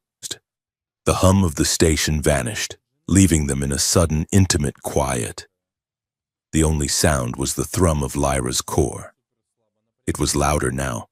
The blue light was pulsing with a frantic, jagged rhythm. "Sit," Ethan said, gesturing to a crate covered in a blanket. Lyra sat. She began to unbutton her shirt, her fingers fumbling. Ethan knelt before her, his hands moving to help her. He pushed the fabric aside, revealing the core. The skin around the implant was flushed, the veins tracing out like a map of blue lightning. The phase crystal was holding, but the interface between her biology and the machine was rejecting the graft. The AI, the Sentinel, spoke from her armor pile in the corner. "Warning. Biorhythm desynchronization imminent. Cardiac stress at 80%. She needs an anchor," Ethan said. "I need a sink," Lyra corrected him. Her voice was breathless, her eyes half closed. "The phase crystal can regulate the energy, but it cannot regulate the heartbeat. I need an external biorhythm to pace against." "What does that mean?" Ethan asked.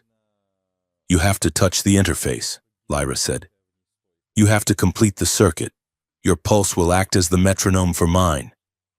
Ethan pulled back slightly. "Lyra, that sounds invasive." "It is," she whispered. "In the Dominion, this is a ritual reserved for bondmates. It links the nervous systems. For a moment, we will be one organism." She looked at him. Her golden eyes were clear, lucid. "I am not ordering you, Ethan, and I am not asking as a princess. I am asking as Lyra. I trust you." Ethan looked at his hands. They were stained with grease and dirt. They were the hands of a worker, a nobody, and she was asking him to reach into her very soul and hold it steady. He was afraid, not of the pain, but of the desire. He was afraid that if he connected with her, he would never be able to untangle himself. He was afraid that his feelings, which he had been shoving down into the dark corners of his mind, would flood across the connection and terrify her. It might hurt, Ethan said. I know, Lyra replied. Ethan took a breath. He reached out. He placed his right hand flat against the center of her chest, directly over the pulsing crystal. The sensation was instantaneous and overwhelming. It was not just heat. It was a rush of pure sensation. He felt her fear, cold and sharp. He felt her exhaustion, heavy as lead, and beneath it all, he felt a fierce, burning light that was her will to survive. Lyra gasped, her back arching. Her hands flew up to grip his forearms, her nails digging into his jacket. Ethan, she cried out. Breathe, Ethan commanded, his voice shaking. Just breathe with me, in, out. He focused on his own heart. He forced it to beat slowly, steadily. Thump, thump, thump. He felt the chaotic rhythm of the core fighting him. It was like trying to hold back a tidal wave with a screen door. But he held firm. He poured his own calm, his own stubbornness, into the connection. Slowly, the jagged spikes of her pulse began to smooth out. The frantic flutter of the core synchronized with the heavy, reliable beat of his heart. The light in the room shifted from a harsh strobe to a gentle, steady glow. Ethan looked at Lyra. Her eyes were locked on his. The connection went both ways. She could feel him. She could feel the awe he held for her. She could feel the way he looked at her when she wasn't looking. She could feel the terrified, overwhelming love that he had refused to name. Ethan, she whispered, her voice echoing in his head as much as his ears. You see me. I have always seen you, he replied. The intimacy was paralyzing. It was more naked than if they had been unclothed. It was a fusion of existence. Warning, the sentinel chirped, breaking the spell. Biosignature merger complete. Caution, distinctive dual life sign broadcast is now detectable by high-gain scanners. Ethan pulled his hand back as if burned. He stumbled back, gasping for air. The loss of contact left him feeling hollowed out. Lyra slumped forward, catching herself on her knees. She took a deep breath, then another. The core hummed a low, steady note. It worked, she said. I am stable. Ethan rubbed his chest. He could still feel her heartbeat echoing inside his own ribcage. Yeah, he rasped. But now we are broadcasting a signal that says here we are to anyone listening. The door to the privacy bubble slid open. Juno stood there, arms crossed. You two were in here for 10 minutes, she said. And according to my sensors, you just lit up the local grid like a Christmas tree. We had to stabilize the core, Ethan said, standing up and trying to look professional. Juno looked from Ethan's flushed face to Lyra's glowing chest. She rolled her eyes toward the ceiling. Romance is a tactical liability, she muttered. You are lucky I am rooting for you, so get your gear. Silas has the route mapped. We leave in 5. The Helix Meridian Data Center, known as the Citadel, was a black monolith rising from the center of the corporate zone. It was a windowless tower of smooth obsidian glass, surrounded by a perimeter of automated turrets and patrol drones. They did not go through the front door, using the schematics Silas had provided. Ethan, Lyra, and a small team of resistance hackers infiltrated the subterranean cooling tunnels. The air here was frigid, rushing past massive turbines that kept the server banks from melting. Ethan moved with practiced efficiency. He wore his salvage gear, blending in with the machinery. Lyra moved beside him, her movements fluid and silent. The synchronization had done more than stabilize her. It seemed to have attuned her to him. They moved in tandem, anticipating each other's steps without speaking. They reached the service access point for the central server core. Ethan hooked his deck into the port. "I am in," he whispered. "I am looping the camera feeds. We have 2 minutes before the cycle resets." They slipped into the server room. It was a cathedral of data. Rows of towering black banks stretched up into the darkness, blinking with millions of blue LEDs. Ethan located the primary terminal. He began to type, his fingers flying across the holographic interface. Searching for executive comms logs. Date range -10 days. Keywords, Aurelian and Eclipse.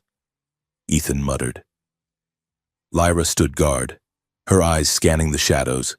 Her hands were ready, glowing faintly with the gravity manipulation energy she had used before.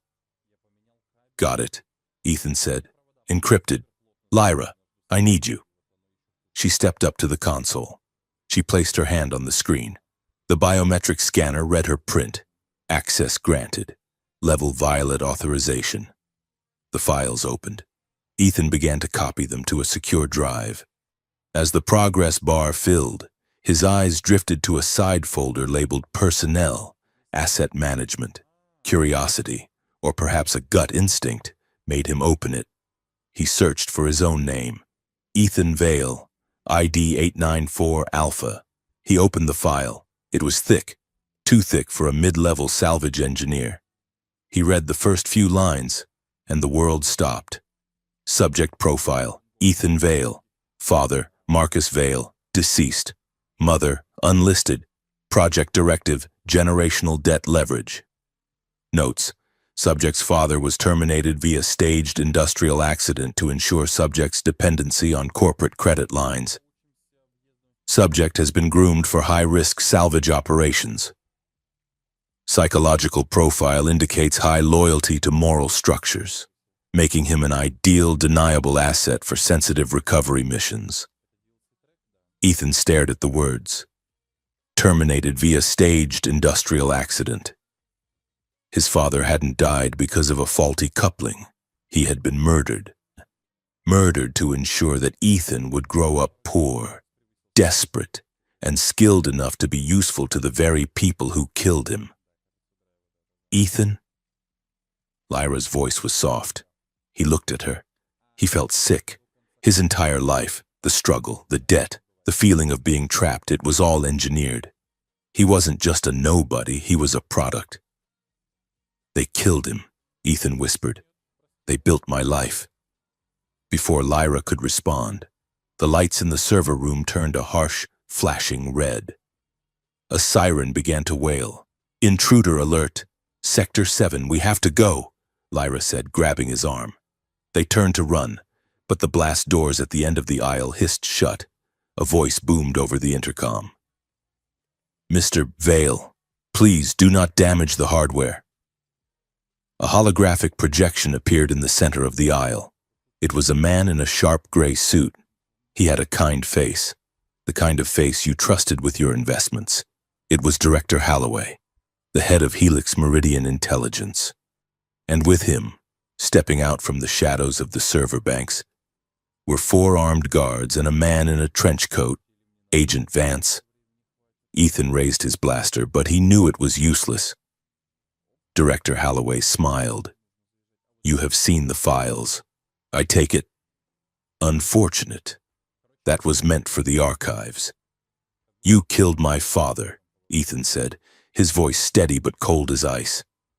"We invested in a future asset," Holloway corrected. "And look at the return on investment. You brought us the princess.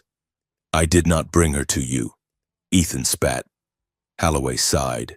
He gestured to Agent Vance. "Listen to me, Ethan," Holloway said. "You are a practical man. You understand leverage. We have the building surrounded. You cannot escape." He took a step forward, his holographic form shimmering. "Here is the offer. You hand over the girl, we wipe your debt, all of it. We give you a Class A citizenship rating, a penthouse in the Spire, and we release the full truth about your father's death to the public. Blaming a rogue manager, you get justice. You get freedom. You get your life back. Ethan looked at Holloway. It was everything he had ever wanted. To be free of the crushing weight of poverty. To have justice for his dad. All you have to do, Holloway said, is walk away. She is a biological weapon. Ethan, she is not one of us. She is going to explode eventually. Why die with her? Ethan felt Lyra stiffen beside him. She did not look at him. She stared straight ahead, her face a mask of royal calm. She was waiting. She was waiting for him to do the logical thing, to do the survival thing. Ethan looked at the file on the screen behind him. Ideal deniable asset. He looked at Lyra. He felt the echo of her heartbeat inside his own chest. He holstered his blaster. Holloway smiled. Smart boy. Ethan looked up. I am not a boy, and I am not your asset. He grabbed Lyra's hand. No deal. Holloway's smile vanished. Kill them. Ethan pulled a small, spherical device from his belt, an electromagnetic pulse grenade he had built from scrap. Close your eyes, Ethan yelled. He threw the grenade. It detonated with a silent thump of magnetic pressure. The server bank sparked and groaned. The holographic projection of Holloway shattered. The lights died. Run! Ethan screamed. They sprinted into the darkness. Gunfire erupted behind them, muzzle flashes lighting up the gloom. They reached the service access door. Silas was there, forcing it open with a hydraulic jack. Get out! Silas yelled. Ethan and Lyra squeezed through the gap. Silas turned to follow, but a heavy round from a security rifle caught him in the chest. Silas, Ethan cried, reaching back. The old archivist stumbled, blood blooming on his jumpsuit. He looked at Ethan, then at the keypad on the wall. Go, Silas wheezed. Make it count. He slammed his hand onto the emergency lock override. The blast door slammed shut between them and the guards. Ethan pounded on the metal. Silas. Through the thick door, they heard a muffled explosion as Silas detonated the charges he had set on the cooling pipes, collapsing the tunnel behind them to buy them time. Ethan stood there, his hand pressed against the cold metal. Lyra pulled him away. Ethan, we have to move. They ran through the maintenance shafts, emerging into the rain-slicked alleyway where the resistance van was waiting. They scrambled inside. Juno was at the wheel. Where is Silas? Juno asked, looking at the rearview mirror. Ethan did not answer. He just stared at the floor of the van, his clothes wet with rain and sweat. Lyra placed her hand on his arm. She leaned in close, her voice fierce and low. He offered you everything. She said, your life, your justice. It was not a life, Ethan said, his voice cracking. It was just another cage. Lyra looked at him, her eyes wide with a realization that shook her more than the core ever could. You risked your future for me, she whispered. No, Ethan said, looking up at her. I risked it for us. He held up the data drive. His hand was shaking, but his grip was tight. We have the files. We have the proof. Juno gunned the engine, and the van peeled away into the night, leaving the burning tower of the Citadel behind them. The cost had been paid in blood. Now, they had to make sure it was worth it.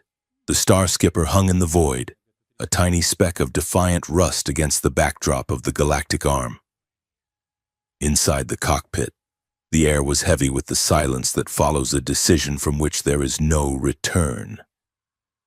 Lyra Seraphine stood by the navigation console, her fingers tracing the star charts that led back to her home.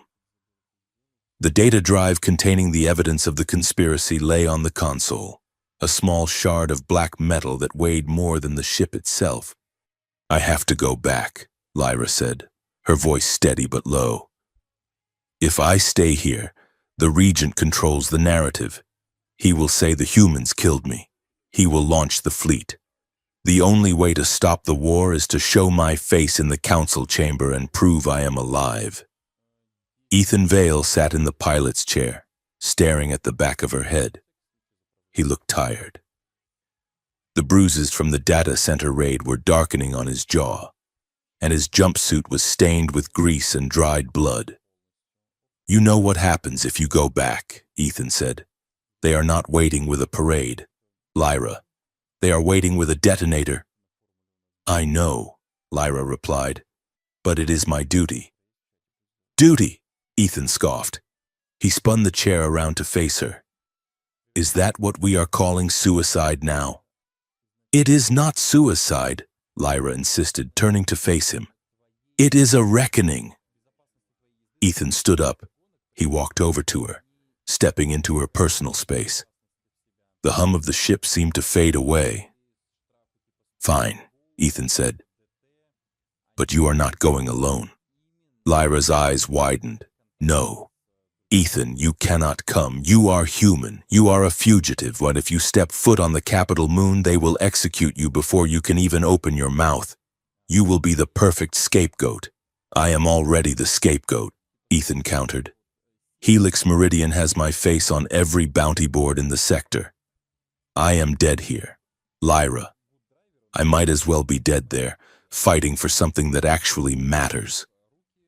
Lyra reached out, her hand hovering near his chest. "Ethan, please, this is my burden." Ethan caught her hand. He held it tight. "You told me once that the Corps made you a prisoner," he said, "that you were just a symbol. Well, I am not letting you walk back into that cage alone. If you go, I go. I am your mechanic, remember? You are going to need someone to fix things when they break." Lyra looked at him, searching for any sign of hesitation. She found none. She saw only the stubborn, reckless resolve of a man who had decided that the only future worth having was one where she existed. Juno Cade swiveled around in the gunnery chair, popping a piece of synthetic gum. "If you two are done gazing into each other's souls," Juno interrupted, her tone dry as desert sand, "we have a trajectory to plot. The Aurelian border is locked down tighter than a vault. If we want to get to the capital moon without being vaporized by the perimeter defense grid, we have to take the scenic route." "What scenic route?" Ethan asked, not letting go of Lyra's hand. "The slipstream," Juno said, tapping a sequence of commands. "An unstable hyperspace corridor that runs through the nebula.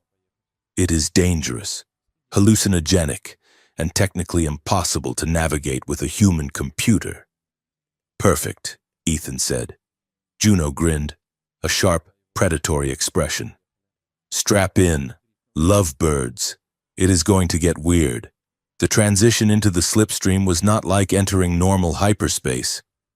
There was no stretching of stars, no blue shift. Instead, the universe seemed to dissolve. Outside the viewports, reality melted into a kaleidoscope of impossible colors. Ribbons of violet and liquid gold twisted around the ship, moving with a fluid, biological grace. The laws of physics bowed and broke. Gravity shifted unpredictably, pulling them sideways, then up, then turning the floor into the ceiling. Ethan gripped the armrests of his crash couch. The sensation was overwhelming. He could taste the color blue. It tasted like cold metal and ozone. He could hear the light. It sounded like a choir of glass bells shattering in slow motion. "Keep your eyes on the console," Juno shouted, her voice sounding distorted as if she were speaking from underwater. "Do not look out the window. The geometry will fry your optic nerve." Ethan squeezed his eyes shut. He felt a hand grip his. It was Lyra. Even through the sensory chaos, her touch was grounding. The synchronization they had performed in the privacy bubble still lingered like a phantom limb. He could feel her fear, a cold current running beneath her skin, but he could also feel her awe. To her, this place was not terrifying. It was ancient. "It is the breath of the ancestors," Lyra's voice whispered in his mind. Or perhaps she spoke it aloud. He could not tell. This is the space between spaces. The journey felt like it lasted for a century and a second simultaneously. Then, with a violent lurch that rattled the hull plates, the star skipper was spat out of the chaos and into the cold, hard vacuum of real space. Ethan gasped, his stomach lurching. The taste of metal faded from his mouth. "We are here," Juno announced, her voice shaking slightly with adrenaline. "Welcome to the Aurelian capital." Ethan opened his eyes. Filling the viewport was a massive silver moon. It was not a dead rock like Earth's moon. It was a masterpiece of planetary engineering. Towers of crystalline structures rose from the surface, piercing the thin, purple atmosphere. Bridges of light connected the spires, and orbital gardens floated in geostationary rings around the equator. It was beautiful, intimidating, and utterly alien. And waiting for them was a blockade. 3 heavy cruisers, sleek and shaped like spearheads, were holding position in the upper orbit.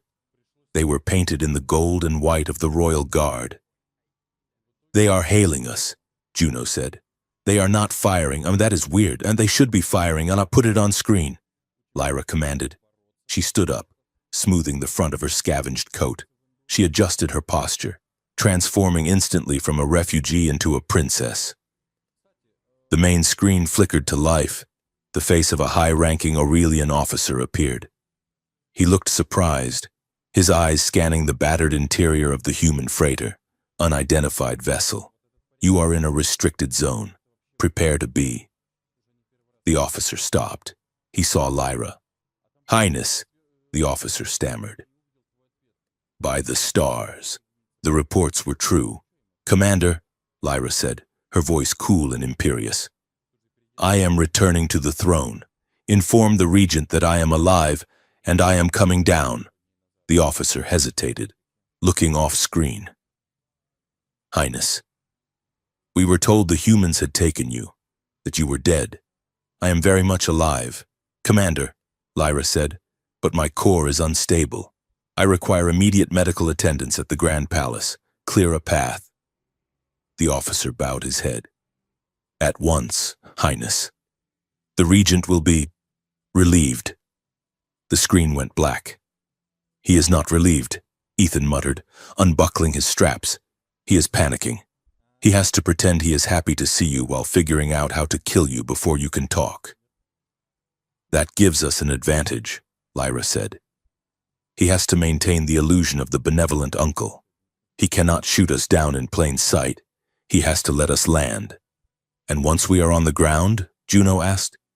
"Once we are on the ground," Lyra said, looking at the planet below, "we walk into the trap, and we spring it." The Grand Palace was a labyrinth of light and stone. The walls were made of a translucent material that shifted opacity with the time of day, and the floors were inlaid with circuits that glowed with every footstep. They were met on the landing pad by a phalanx of guards in ceremonial armor. The air was thin and crisp, smelling of exotic flowers and ozone. Ethan stepped out of the ship behind Lyra. He had tried to clean up, wiping the grease from his face, but he still looked like a mechanic in a room full of glass sculptures. He kept his hand near his hidden blaster, though he knew it would be useless against the sheer number of guards. Princess Lyra. A man strode forward from the line of soldiers. He was tall, wearing robes of heavy silk embroidered with circuit gold threads.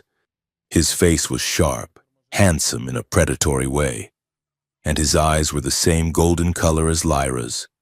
It was Regent Valerius, the uncle, the architect of the war.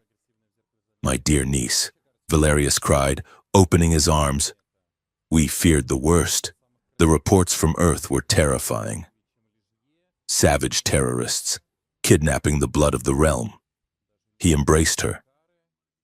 It looked affectionate to the cameras hovering nearby, small, silent drones broadcasting the reunion to the entire Dominion. But Ethan saw the way Lyra stiffened. He saw the Regent's hand rest heavily on her back, directly over the weak point of her armor. I survived. Uncle, Lyra said, pulling away. Thanks to the assistance of these humans. Valerius looked at Ethan and Juno with a smile that did not reach his eyes. It was a smile that promised shallow graves. Ah, the rescuers. We are in your debt. You shall be treated as honored guests. Guards, Valerius commanded, his voice hardening slightly. Escort our guests to the guest wing. Ensure they are comfortable and secure. Lyra, my dear, you must come to the healing sanctum immediately. Your bio readings are erratic. We must stabilize the star heart before the ceremony. Ceremony? Lyra asked. The ceremony of return, Valerius said smoothly. The entire system is watching. They need to see that their princess is safe. They need to see the cost of human aggression. He gripped her arm. Lyra looked back at Ethan. The separation was happening sooner than they planned. I will be fine, Lyra said to Ethan, her eyes conveying a hidden message. Wait for the signal. I will check on the ship later, Ethan said loudly, playing the part of the dumb mechanic. Make sure you get that check engine light fixed.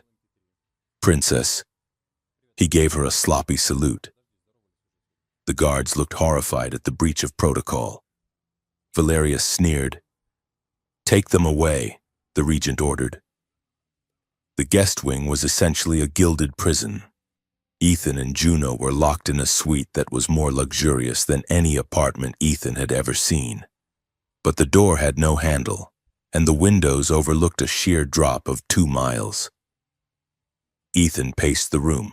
He checked the vents. Sealed. He checked the comms panel. Locked.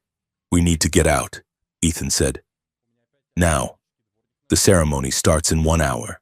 That is when he is going to do it. Do what? Juno asked, examining a bowl of crystallized fruit. The healing sanctum, Ethan said.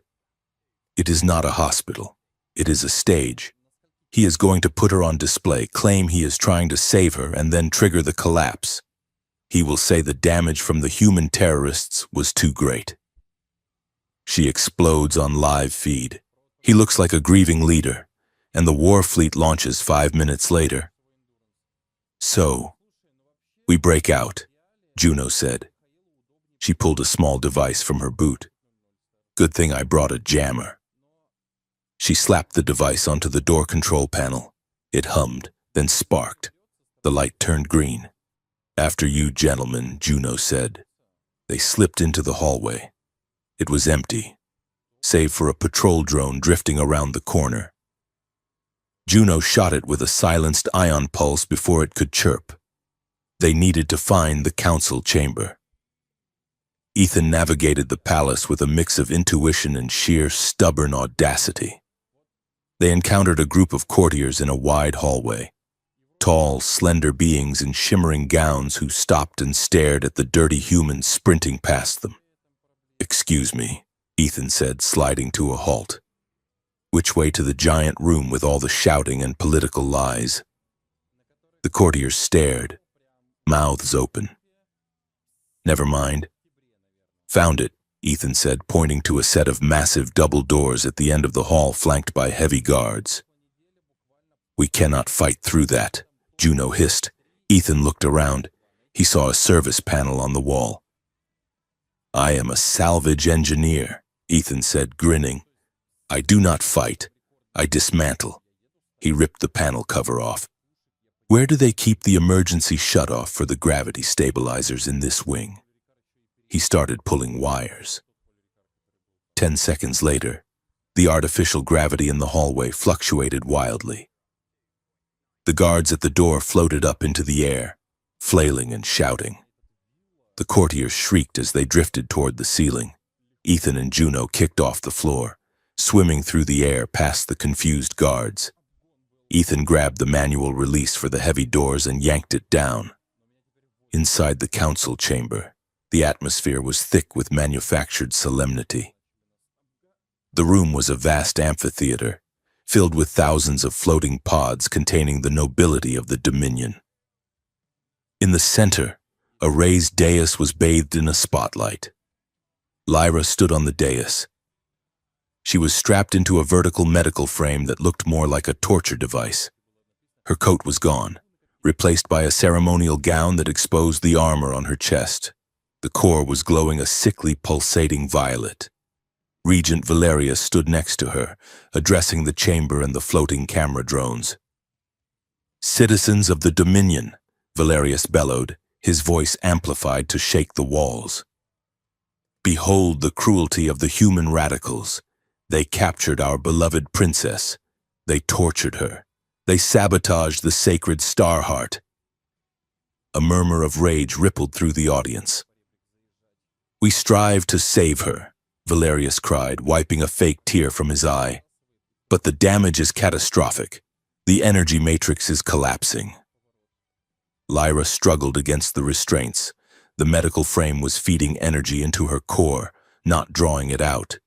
She could feel the heat rising. The phase crystal Ethan had installed was vibrating, fighting the overload. "Lies," Lyra shouted. Her voice was weak, but the acoustics of the room carried it. Valerius turned to her, switching off his microphone. "Quiet, child. You are dying for the greater good. I will not be a martyr for your war," Lyra screamed. She looked up. She saw the doors high above the chamber burst open. Two small figures tumbled in, catching themselves on the railing. "Ethan." Valerius saw them too. He snarled, "Kill them!" Security drones detached from the ceiling and swooped toward Ethan and Juno. Juno opened fire, providing covering shots. Ethan ignored the drones. He vaulted over the railing. He fell 50 feet. He fired his grapple line, a salvage tool he never went without, and swung across the open space, crashing onto the dais next to Lyra. He rolled to his feet, pulling his blaster. "Get away from her!" Ethan yelled. The chamber erupted in chaos. Nobles were screaming. Drones were firing. Juno was taking pot shots at the ceiling lights to create confusion. Valerius stepped back, a sneer on his face. He pulled a remote control from his robe. "You are too late, human," Valerius said. He pressed the button. The medical frame whined. A surge of high-frequency energy slammed into Lyra's chest. Lyra screamed. It was a sound of pure agony. The core turned a blinding, angry red. The shockwave knocked Ethan off his feet. "Warning," the sentinel shrieked. Critical cascade initiated. Core collapse in 30 seconds. Ethan scrambled back to Lyra. Her skin was burning hot. The bioluminescent veins were turning black. Lyra looked at him, her eyes filled with tears. "Ethan, run!" "No," Ethan said. He looked at the machine. It was locked. He looked at the core. It was vibrating so fast it blurred. He grabbed the phase crystal from his pocket, the spare shard they had saved. Valerius laughed. "You cannot stop it. It is a chain reaction." Ethan ignored him. He looked at Lyra. "Trust me," he said. He smashed the locking mechanism of the medical frame with the butt of his pistol. The restraints snapped open. Lyra fell forward into his arms. Ethan ripped the access panel off her chest armor. He jammed the raw phase crystal directly into the exposed energy stream. It was not a surgical insertion. It was a brute force bypass, a bolt of lightning arc from the core, striking Ethan's hands. He screamed as the energy burned through his gloves, searing his skin, but he did not let go. He held the crystal in place, forcing the energy to divert. "I am pulling the charge," Ethan yelled through gritted teeth. "I am grounding it." He was acting as the conduit. The energy that should have vaporized the city was flowing through the crystal and into him. "Ethan, stop!" Lyra cried. "And it will kill you, I promised." Ethan gasped, his vision going white. "I promised you would not be a crater." Lyra looked at him. She saw his skin blistering. She saw the life draining out of him to save hers. She made a choice. She did not pull away. She reached out and wrapped her hands around his, covering his burning palms with her own.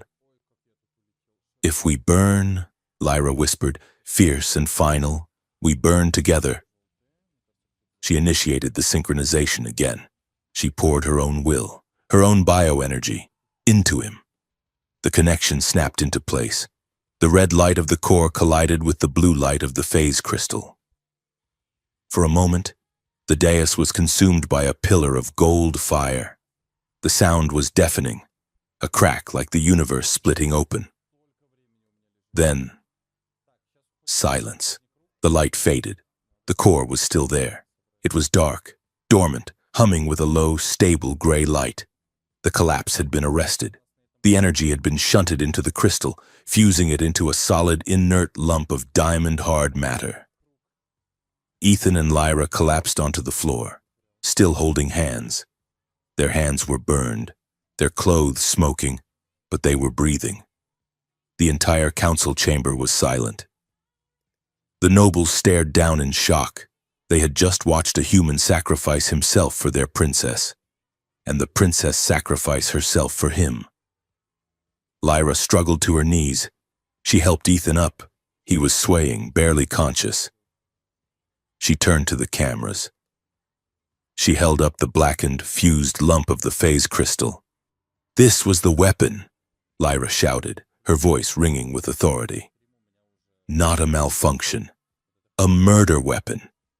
She pulled the data drive from her pocket and slammed it into the dais console. Giant holographic screens above the chamber flickered to life. The files Ethan and Lyra had stolen began to scroll. Audio recordings of Valerius conspiring with Helix Meridian played for the entire moon to hear. "Detonate the girl. Frame the humans. Seize the neutral zone." The voice of the regent echoed through the silent hall. Valerius stood frozen, his face pale. "Treason!" a noble shouted from the audience. "Lies!" Valerius screamed. "It is a fabrication." He pulled a weapon from his robes, a disruptor pistol. He aimed it at Lyra. "I will finish it myself."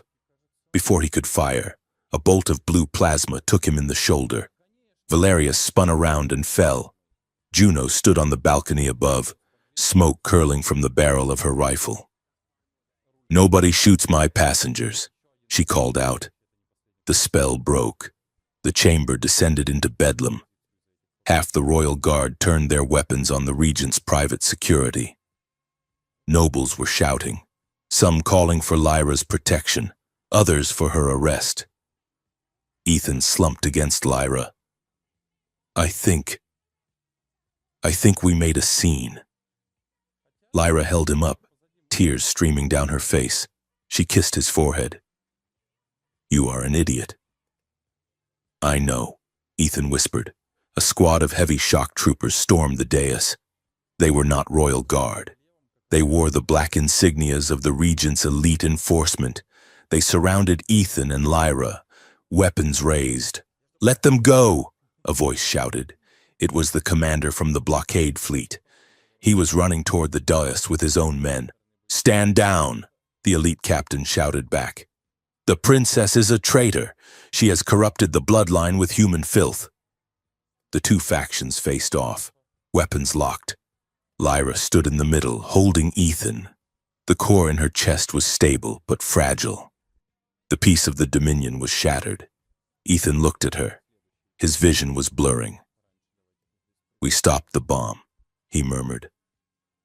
Lyra looked out at the chaos, at the warships mobilizing in the sky above the open dome of the chamber. "We stopped the bomb," Lyra said softly. "But I think we just started the war." The elite captain lunged forward, grabbing Ethan. "No!" Lyra screamed, reaching for him. Another guard grabbed her, pulling her back. "Ethan! Lyra!" They were torn apart by the sea of armored bodies. Ethan was dragged away, his eyes locked on hers until the mass of soldiers swallowed him up. Lyra was surrounded by her loyalists, pushing her toward the exit for her safety. The last thing Ethan saw was Lyra fighting to reach him, her golden eyes burning with a promise of fire and blood. Then, a rifle butt slammed into his temple, and the world went black. The darkness that had swallowed Ethan Vale did not last long. It was shattered by the deafening roar of a shaped charge detonating against metal. Ethan gasped, his eyes snapping open. He was being dragged down a corridor by two elite guards, but the world around them was dissolving into chaos. The wall to his left exploded inward, showering the hallway with debris and smoke. Through the hole in the wall, a familiar figure emerged, dual-wielding plasma pistols. "Ticket inspection," Juno Cade yelled, firing a suppression volley that forced the guards to drop Ethan and dive for cover. Ethan scrambled across the floor, his head throbbing where the rifle butt had connected. He grabbed a fallen guard's stun baton and rolled behind a pillar. "Juno!" Ethan shouted over the noise of returning fire. "You looked like you needed a ride," she shouted back. "I brought friends." Through the breach, three figures in flight suits dove in. They were Aurelians, but they wore the mismatched gear of the Resistance. They laid down a curtain of covering fire, pinning the Regent's men. "We have the princess," one of the pilots yelled into his comms. "Move to extraction point Delta."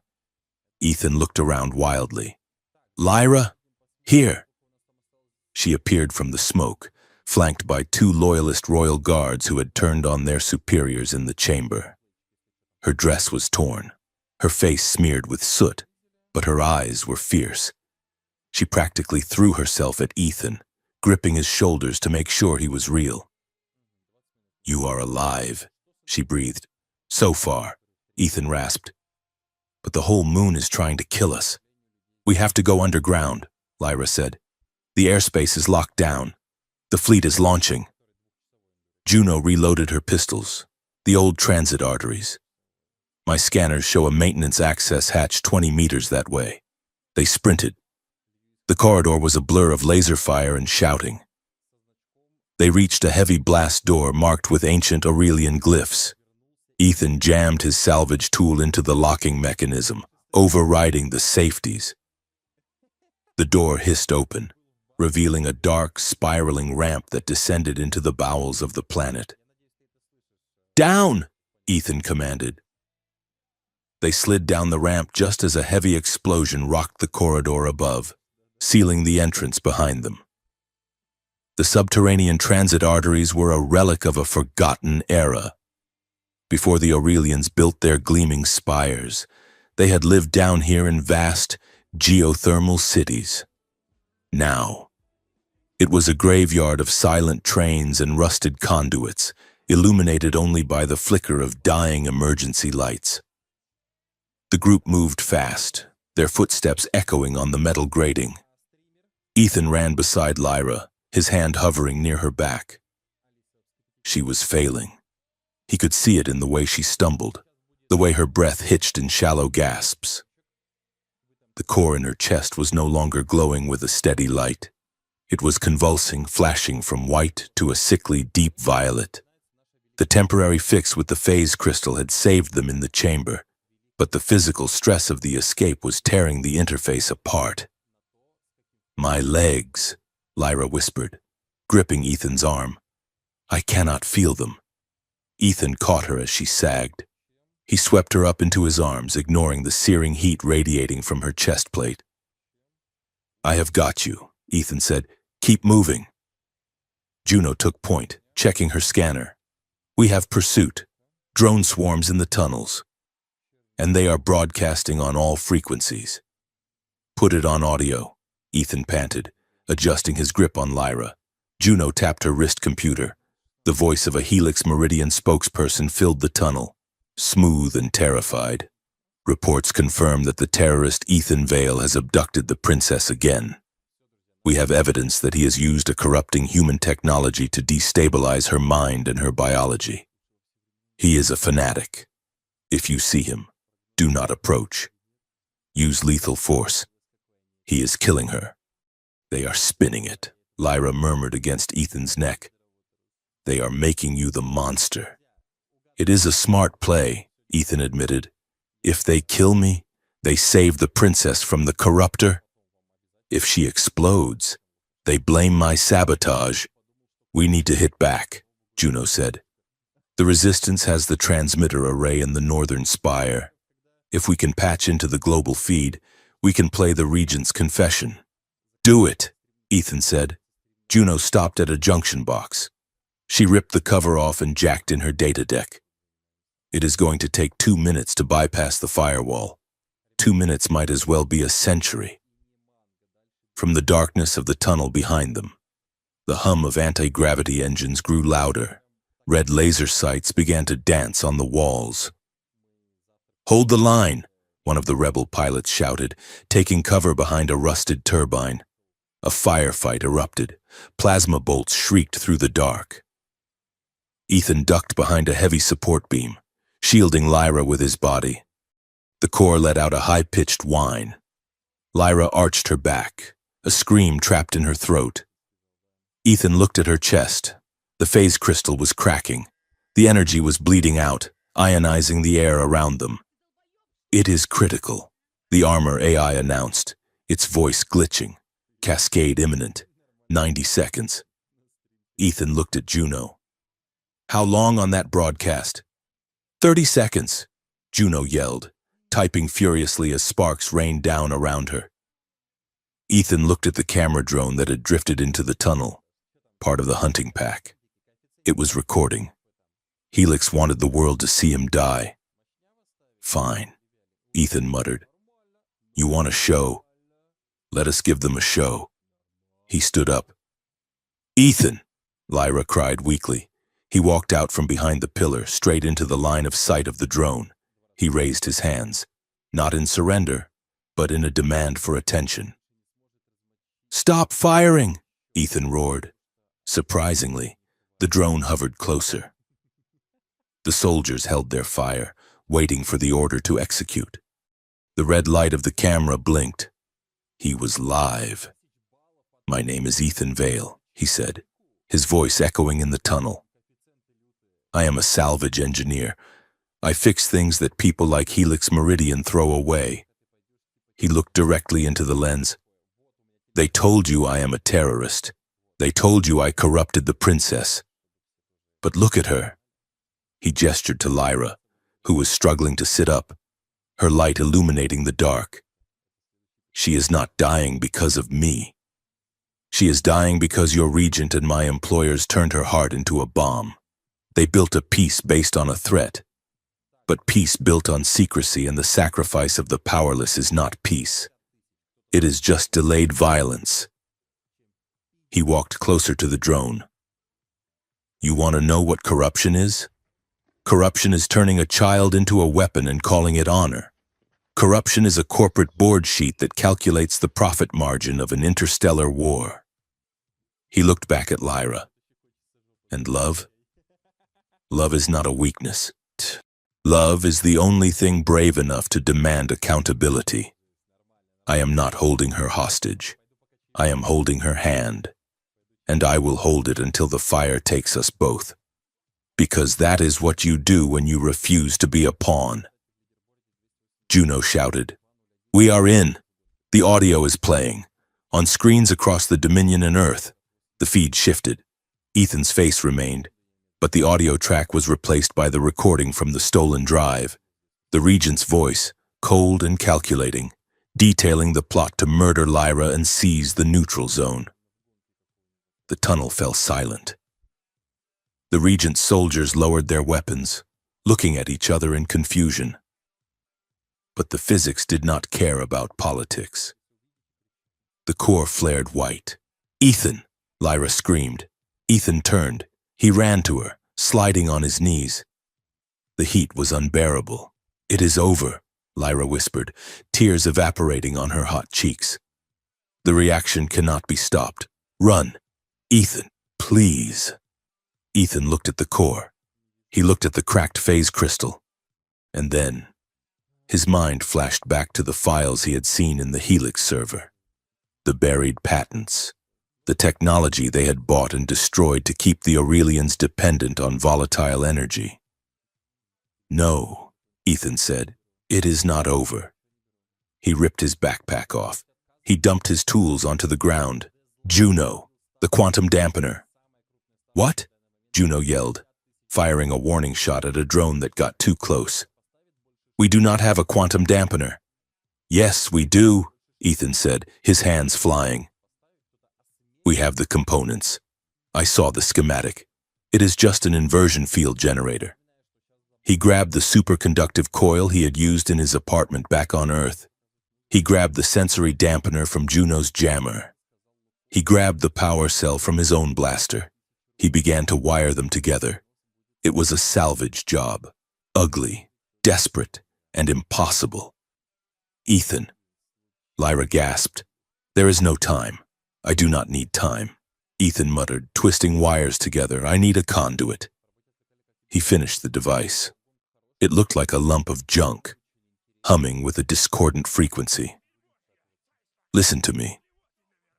Lyra, Ethan said, leaning over her. This device, it creates a negative energy field. It will not stop the reaction. It will invert it. Invert it? Instead of projecting the energy outward as an explosion, it will fold it inward. It will bind the energy permanently to your biology. Lyra stared at him. It will change me. Yes, Ethan said. It will burn out the royal markers and it will sever your connection to the lineage. You will not be a carrier anymore. You will not be a princess. You will just be alive. Lyra looked at the device, then at Ethan. I never wanted to be a symbol, she whispered. Then be a woman, Ethan said. Be Lyra. He held the device over her chest. I cannot do this alone, Ethan said. The interface requires a biosync. I have to bridge the connection while the field stabilizes. If I let go, the feedback will stop my heart. Lyra reached up. She took the device from him, placing her hands over his. We do it together, she said. Ethan nodded. Together. He activated the device. A sound like a massive bell being struck underwater filled the tunnel. The white light of the core turned pitch black. It was a void, a singularity of energy. Ethan felt his body seize. It felt like every nerve ending was being pulled out of his skin. He screamed, but no sound came out. He was locked in the circuit. He looked at Lyra. She was not screaming.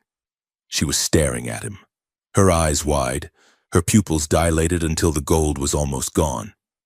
She was pouring her strength into him, anchoring him to the world. Do not let go. Her voice echoed in his mind. Ethan. Stay with me. I am here, he thought back. I am right here. The bond between them solidified. It was not the tentative, fearful connection of the privacy bubble. This was absolute. It was an acceptance of every flaw, every fear, every jagged piece of their pasts. It was a choice. The black void on her chest collapsed. A shockwave of pure, silent force blasted outward. It knocked Juno and the pilots off their feet. It shattered the camera drone. It cracked the stone of the tunnel ceiling. Then, stillness. Ethan fell forward, his head resting on Lyra's shoulder. He was gasping, his heart hammering a frantic rhythm against his ribs. Lyra lay still. Ethan? She whispered. He pushed himself up. He looked at her chest. The armor was gone. The crystal sphere had dissolved. In its place was a pattern of soft silver light beneath her skin, branching out like the roots of a tree. It hummed with a quiet, efficient power. It was no longer a weapon, and it was part of her. An open-source architecture. Ethan wheezed, a hysterical laugh bubbling up in his chest. We just voided your warranty. Lyra took a deep breath. For the first time in her life, it did not hurt. The weight was gone. She sat up, testing her limbs. She felt strong, different, but strong. She looked at Ethan. She reached out and touched his face, tracing the soot and the bruises. "You fixed it," she said. "We fixed it," Ethan corrected. Juno groaned from the floor nearby. "Is everyone done exploding? Because I think we won." She pointed to her data pad. The broadcast had done its work. The tunnel was filling with noise, but not gunfire. It was the sound of confused chatter from the Regent's troops. Reports were coming in. The Regent had been arrested in the council chamber by his own honor guard after the audio played. The Helix Meridian stock price had plummeted to 0 in 10 minutes. The fleets were standing down. "It is over," Juno said, holstering her pistols. Ethan looked at Lyra. She was not looking at the data pad, she was looking at him. In the dim light of the tunnel, stripped of her titles, her armor, and her destiny, she looked radiant. "It is not over," Lyra said, taking his hand. "It is just starting." Epilogue. The terrace of the new diplomatic compound on the neutral moon overlooked a sea of stars. It had been 6 months since the incident at the Capitol. Juno Cade leaned against the railing, swirling a glass of very expensive, very illegal Aurelian nectar. She wore a flight jacket made of real leather, a perk of her new consulting contract. "So," Juno said, gesturing with her glass, "let me get this straight. You turned down the knighthood." Ethan Vale sat on the bench nearby, adjusting the cuffs of a suit that actually fit him. "I am not really the knighthood type," Ethan said.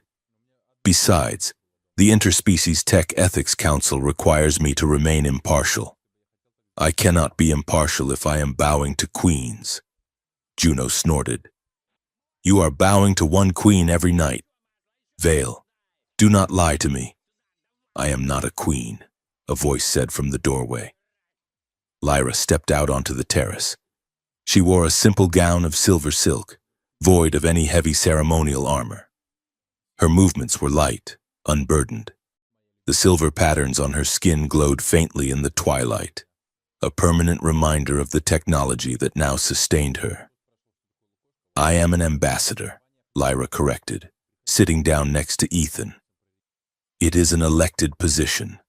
I have constituents. They are very loud." "And how is the former regent?" Juno asked. "Enjoying his new view from the orbital prison colony," Lyra said. "And Helix Meridian has been dissolved.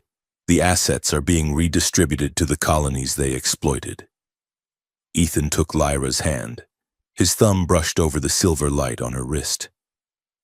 "It is a lot of work," Ethan said quietly. "Cleaning up the mess." Lyra leaned her head on his shoulder. "It is." She agreed. "But at least we are choosing the work." Juno finished her drink and stood up. "Well, as touching as this domestic bliss is, I have a salvage claim to inspect in Sector 9. A legitimate one. Try not to start any more wars while I am gone." She walked toward the landing pad, pausing at the door. "You know," Juno called back, "you two are a terrible influence. You made me care about politics. I hate politics." She disappeared inside. Ethan and Lyra sat in the silence of the starlight. The danger that had brought them together, the bomb in her chest, the conspiracy, the fear, was gone. But something else had taken its place. Ethan looked at Lyra. He saw the woman who had walked into a fire for him. He saw the partner who challenged him. "Do you miss it?" Ethan asked. "The power? Being the symbol?" Lyra looked up at the twin moons rising over the horizon. "I was a symbol of what could destroy us," she said. She turned to him, her golden eyes warm and alive. "Now, I am just Lyra, and I think that is enough to save both worlds." Ethan smiled. He kissed her, a slow, grounded kiss that tasted of peace. It is more than enough, he said. They sat together, watching the galaxy turn, two small specks of light in the infinite dark, burning steady and true.